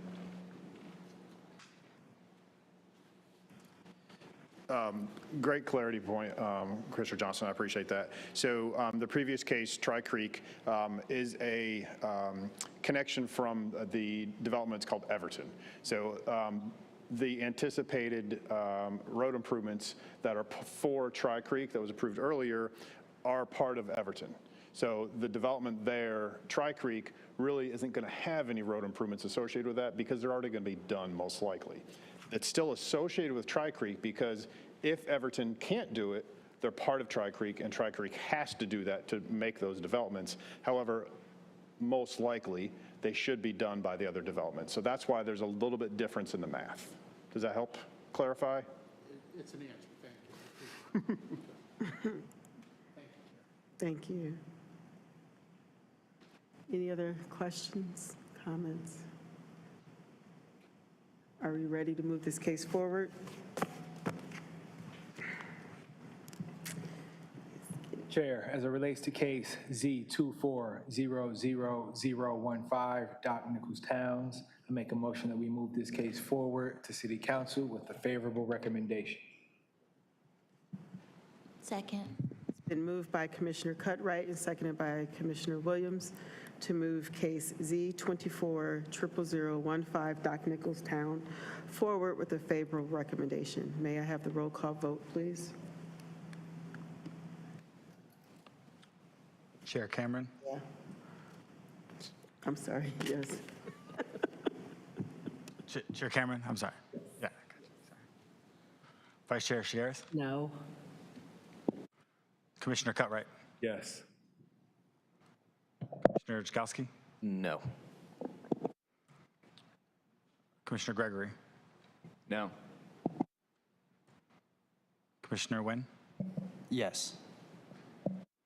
Commissioner Johnson? No. Commissioner Kopak? Yes. Commissioner McIver? Yes. Commissioner Williams? No.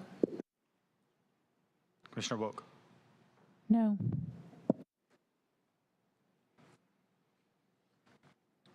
Motion fails, 5-6. Thank you.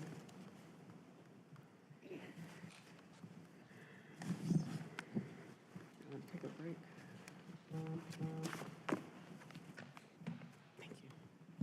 Nobody. Yeah, I was gonna say we can just, probably should just take a break. Take a break? 5 minutes? All right, we're gonna take a break.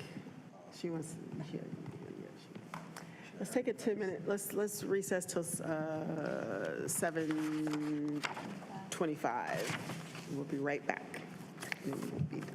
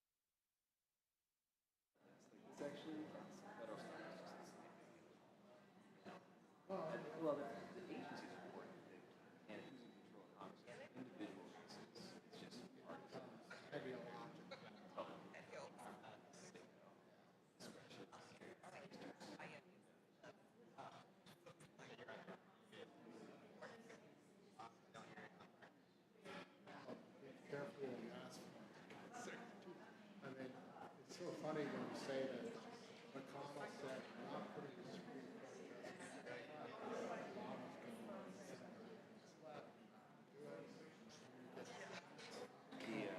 The Senate map is bleak. The snake. It is bleak, bleak, bleak. So we might be able to partially.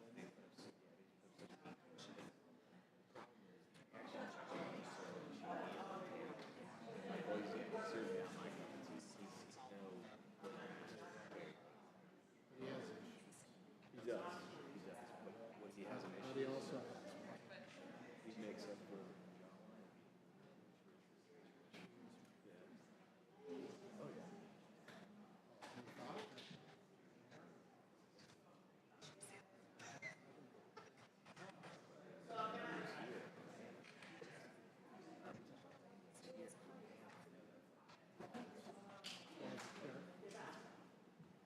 That's why they carry guns.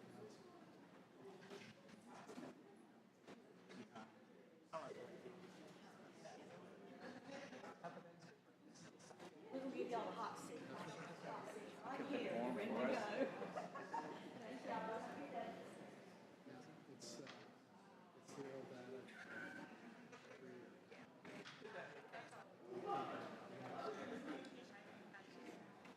Look, and it's true.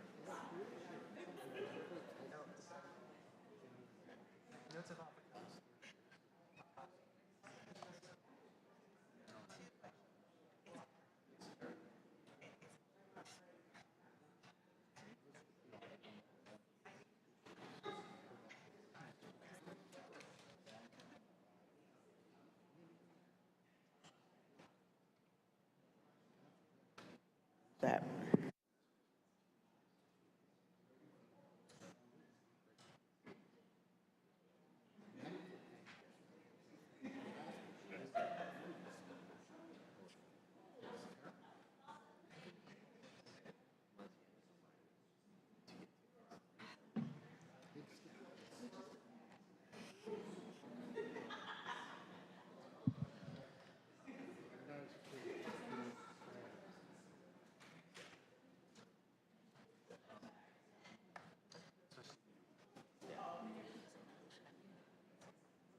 All righty, you're all ready to come back. We are now moving to case Z2400017 Vivo Living Durham. May we have the staff report, please? First, Brooke Roper, City County Planning. Tariq Shire of Urbanist Group, Inc., proposes to change the zoning designation of a 2.36 acre parcel of land located at 4515 North Carolina Highway 55. The current zoning is office and institutional. The applicant proposes to change this designation through a textual development plan to Plan Development Residential 53.390. to allow up to 126 multifamily units. The properties are currently designated transit opportunity area on the place type map, and the proposed zoning is generally consistent with this place type. As mentioned, the existing zoning is office and institutional. The site is surrounded by office and institutional, commercial center, and commercial neighborhood. The aerial map shows the general location of the project in southern Durham. The properties are currently designated transit opportunity area on the place type map, and the proposed zoning was determined consistent with this place type. The proposal makes several textual commitments in excess of ordinance requirements.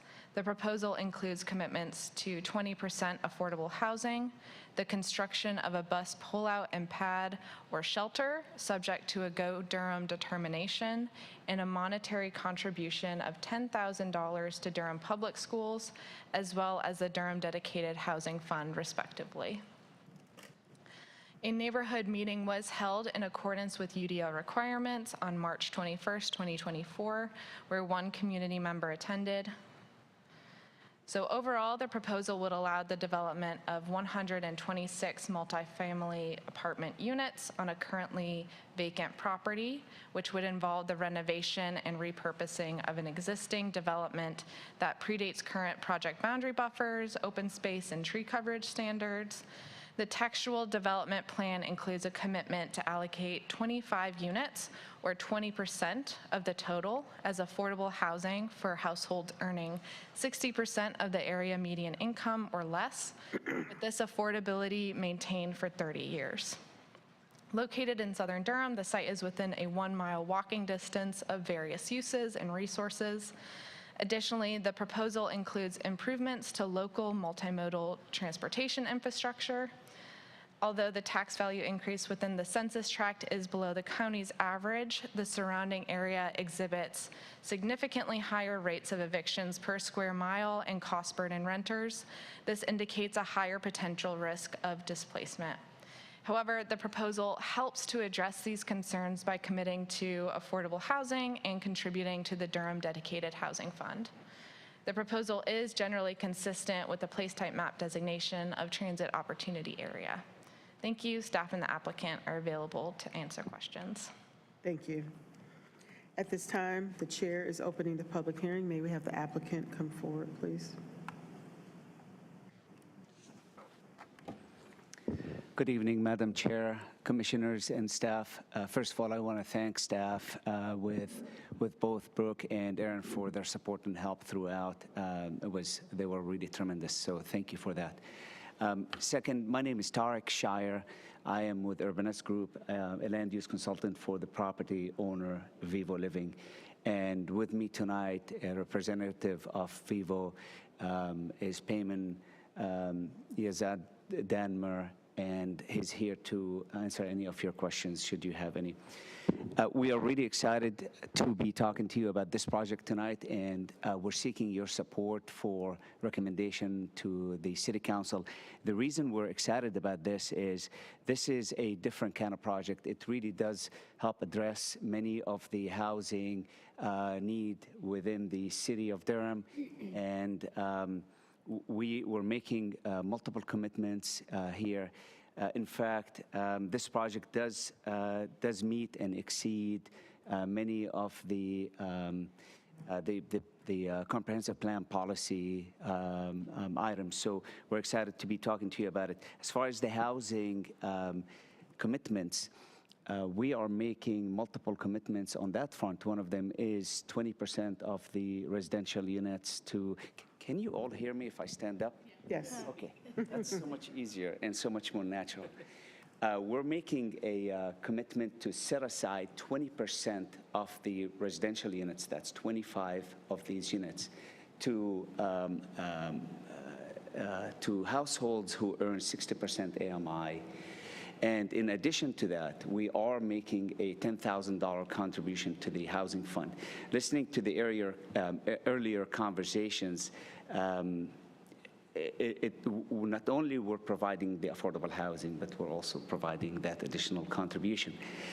In addition to that, we're also making a contribution for the schools. Again, listening to the earlier discussion about schools being $500 per student. I'll share with you right now our slide for our expected tenant profile and the student profile. We don't expect many students in this building as we have in other buildings as well. So our contribution would be over 5 times what the math from prior applicants has been. So let me just go ahead and go through a very quick slide PowerPoint presentation. About Vivo, its mission is to help solve the housing crisis through adaptive reuse of buildings. And this really helps a lot of the comment that came up earlier from the prior project, and that is environmental distress. So we do perform adaptive reuse. As far as Vivo, it's an industry leader in what it does. It takes an underperforming hotel and converts it into multifamily housing. We're in 13 states. Vivo has 26 communities. We're very committed to North Carolina. We have 7 of them in North Carolina, about 1,000 units. As a matter of fact, 3 communities in Durham. One is being permitted. This is the second one, and we look forward to coming before you again in November to present a third one. We have over 3,500 apartment units, and the target rent is less than 80% AMI in general. These are the three properties. The one at the top, it's called Vivo Living Durham, is the one that is currently being permitted. It's 183 units. The one below it is Ivy Creek. That's the one that we hope to come before you in November and present, again, 128 units. And the subject property is Vivo Living, which is Forest Hills, and that is 126 units. Together, there are over 436 units, if my math is correct. Key commitments, I don't want to go over all of them because staff has, and I briefly touched up on them.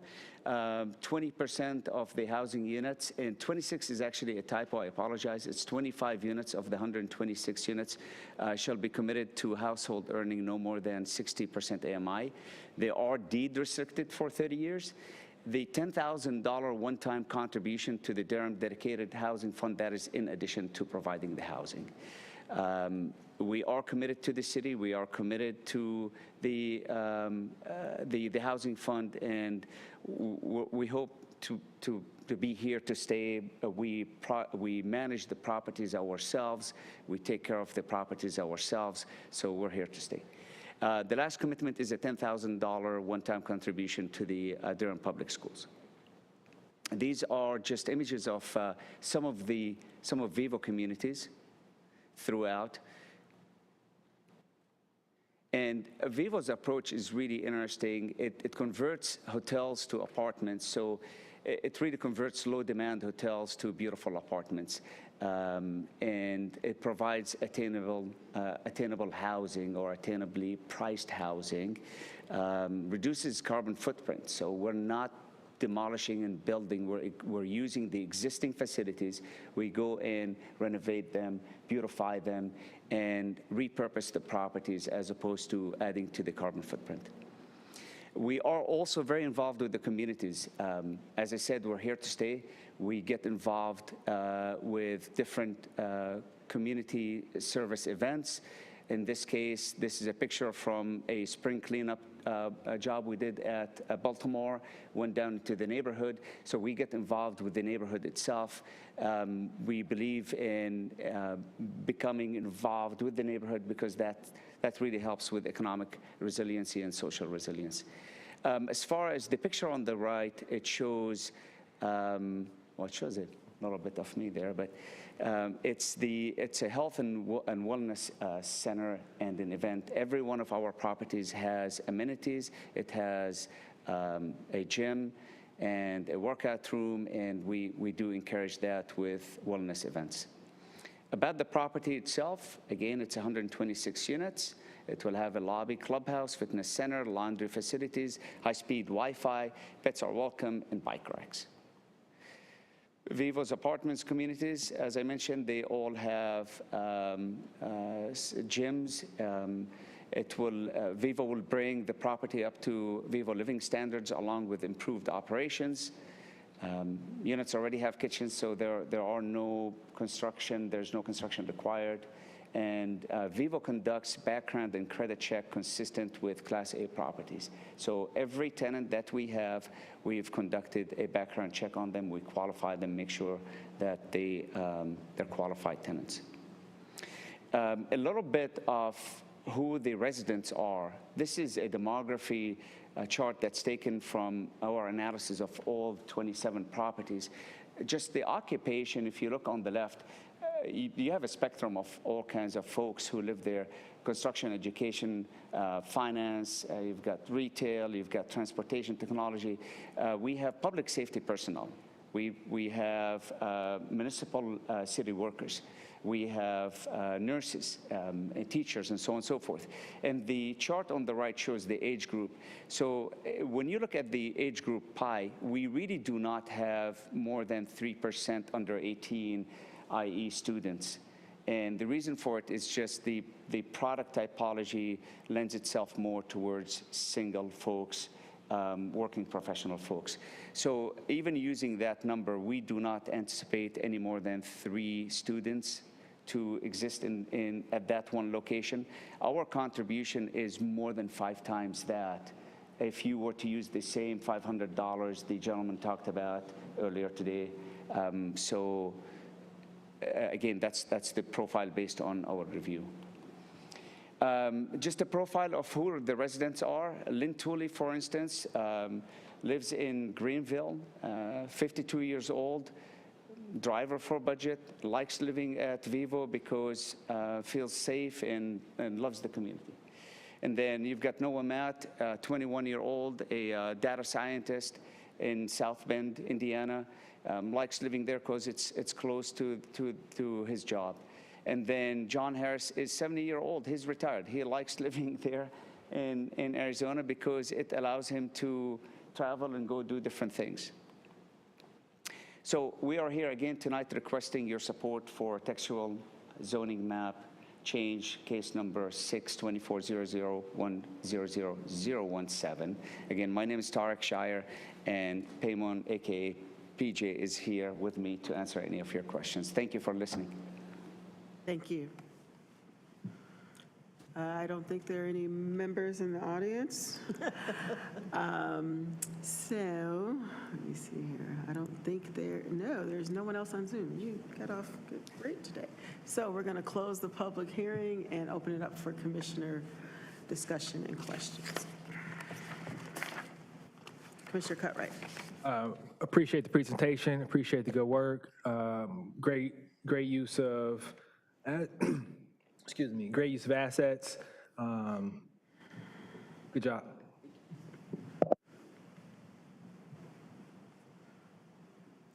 Commissioner Z.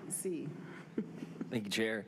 I'd just like to echo that. I think this is a great project, and just want to applaud your commitment to affordable housing. Thank you. Anyone else? Yeah, thanks for the presentation and for the work and for the model that you built. I also see here that there was mention of a bus pull-out pad and shelter to help with transit access. I know it's not within the 0.25, but it's like in the TOA area. It's really close by. I love that. The only call-out that I noticed was a mention for the comprehensive transportation plan for on-road bike access, and I know you said you'll have bike racks. But in terms of the location and the current infrastructure, like, is it set up to be able to facilitate biking? Commissioner, there is what seems to be a bike lane outside on Highway 55. Mm-hmm. But as far as providing bike racks, we traditionally provide them in all Vivo's projects. Mm-hmm. Typically, we will have them in multiple locations, mainly by the main leasing and management office. Mm-hmm. So these are bike racks. We do it to encourage people to ride their bikes. Okay. All right, thank you. Commissioner Johnson. Just on a couple things on the bike, because of the land behind you, I know you don't own it, there's access points to the library, to Alston Road, so you may want to look into that, see if you can get some right-of-ways to avoid 55, to take advantage of those other alternative routes are probably safer for people. I won't reiterate, because it's not necessarily my commissioner's comments. I think they're right on the mark. Just a couple observations, and it's not your issue, it's Durham's issue. This is a very busy area. You're going to be adding a lot of cars. We had a project across the street that we approved, I think, a few months ago where the Residence Inn is, which is going to convert a lot of those into units as well, similar to the presentation you made in terms of the diversity. So I just asked the staff to continue to have that on the list to look at traffic impacts as we move this forward, because that's a very busy area, and I'm just concerned about the entry points onto 55. I'm not putting people at risk.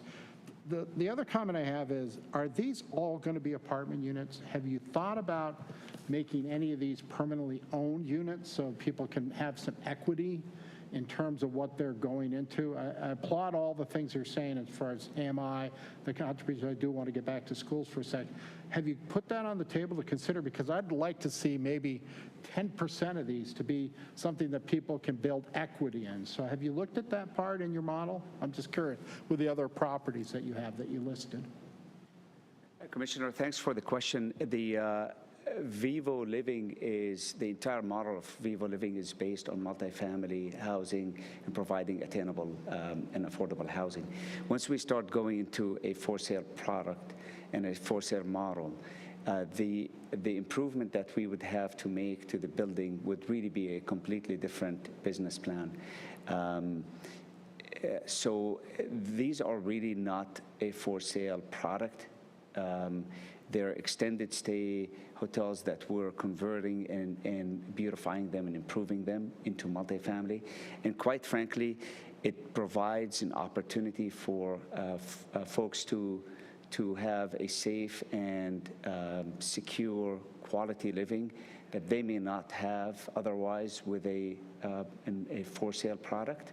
That being the down payment, a much higher hurdle to pass.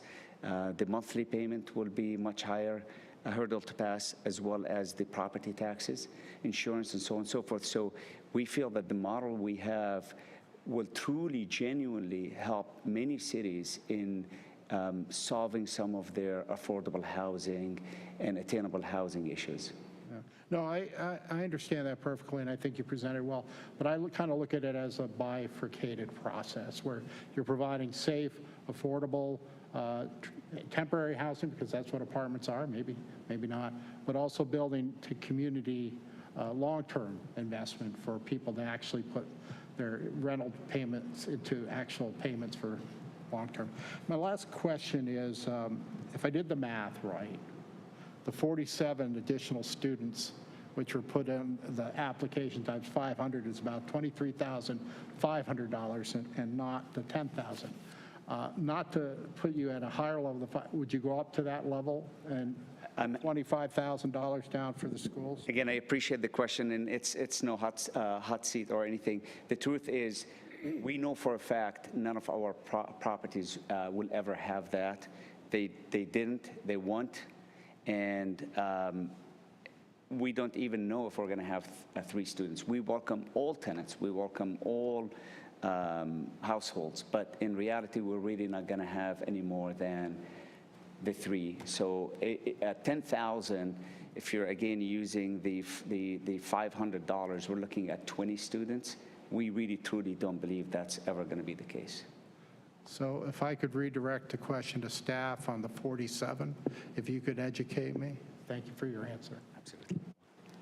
Sure, yeah, so that 47 is using the calculator that we currently use in planning for all the different cases. Of course, Mr. Shire knows how his past projects and developments, how many students have come out of those. I also think with our current calculator, there are some limitations.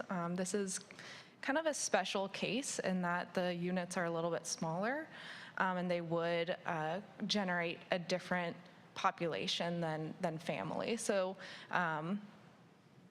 there is some assumption there. Yeah, so it's not unreasonable, is what you're saying, that the variance would be maybe 20 versus 47, is what I'm hearing you say.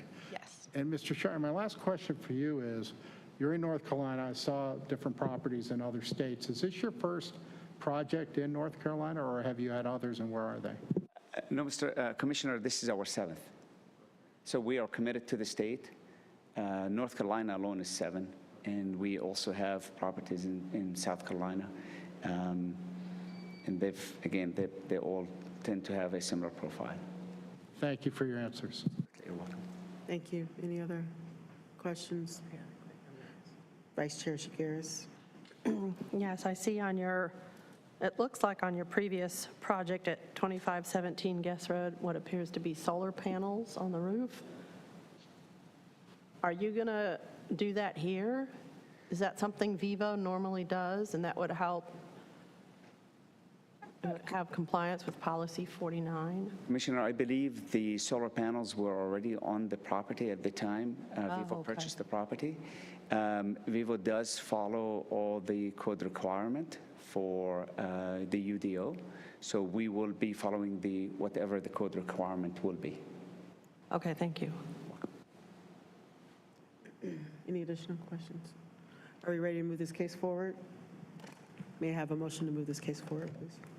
Chair, as it relates to case Z2400017 Vivo Living Durham, I make a motion that we move this case forward to City Council with a favorable recommendation. Second. It's been moved by Commissioner Cutright and seconded by Commissioner Kopak to move case Z2400017 Vivo Living Durham forward with a favorable recommendation to City Council. May I have the roll call vote, please? Chair Cameron. Yes. Vice Chair Chagaris. Yes. Commissioner Cutright. Yes. Commissioner Czajkowski. Yes. Commissioner Gregory. Yes. Commissioner Huynh. Yes. Commissioner Johnson. Yes. Commissioner Kopak. Yes. Commissioner McIver. Yes. Commissioner Williams. Yes. Commissioner Wouk. Yes.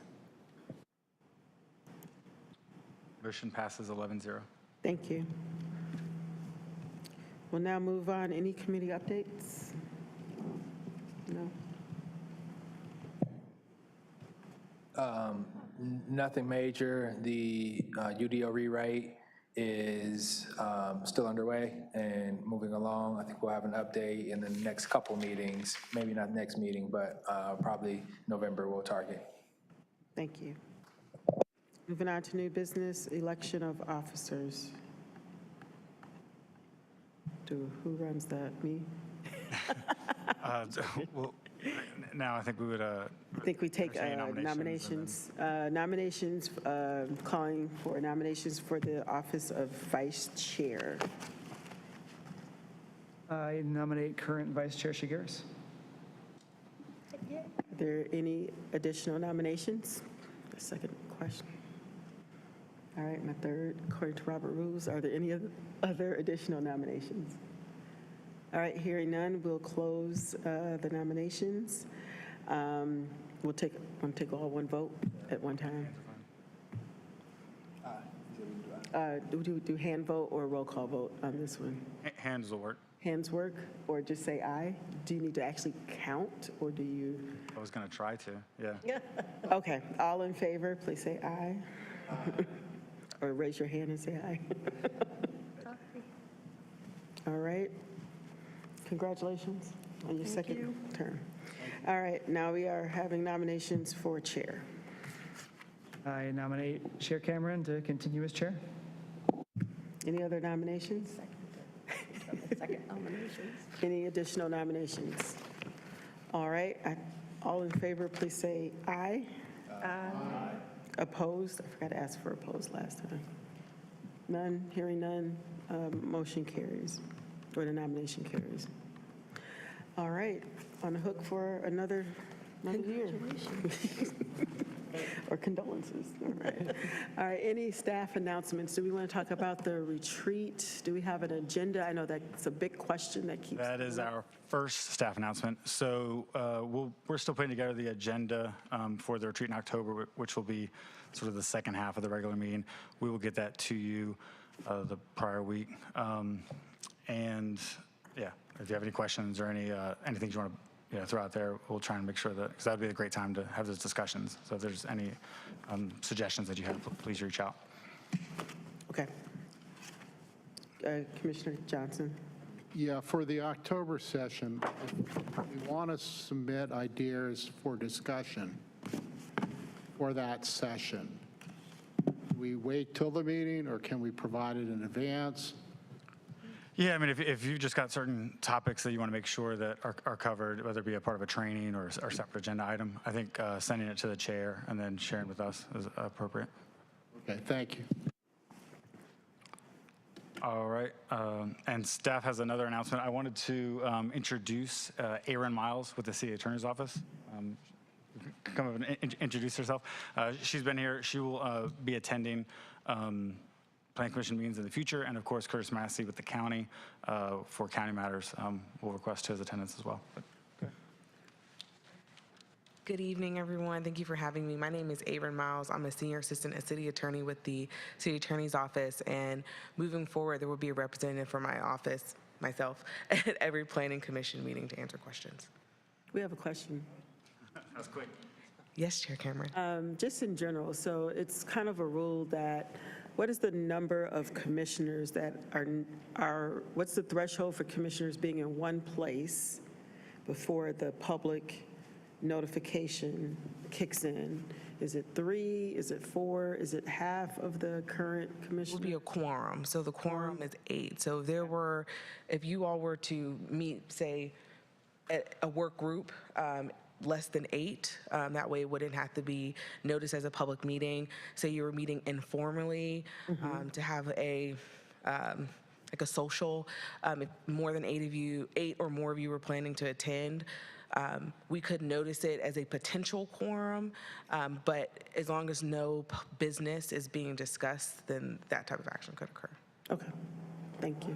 In terms of defining business, is that any business coming before the commission? Yes. Or, could it involve discussion of things in the past, or just like the experience of being on the commission?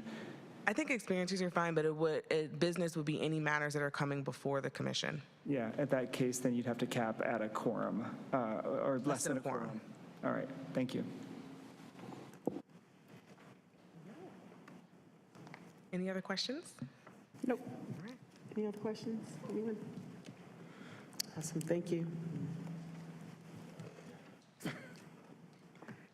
And that's all I have for. That's it? All right, we adjourn.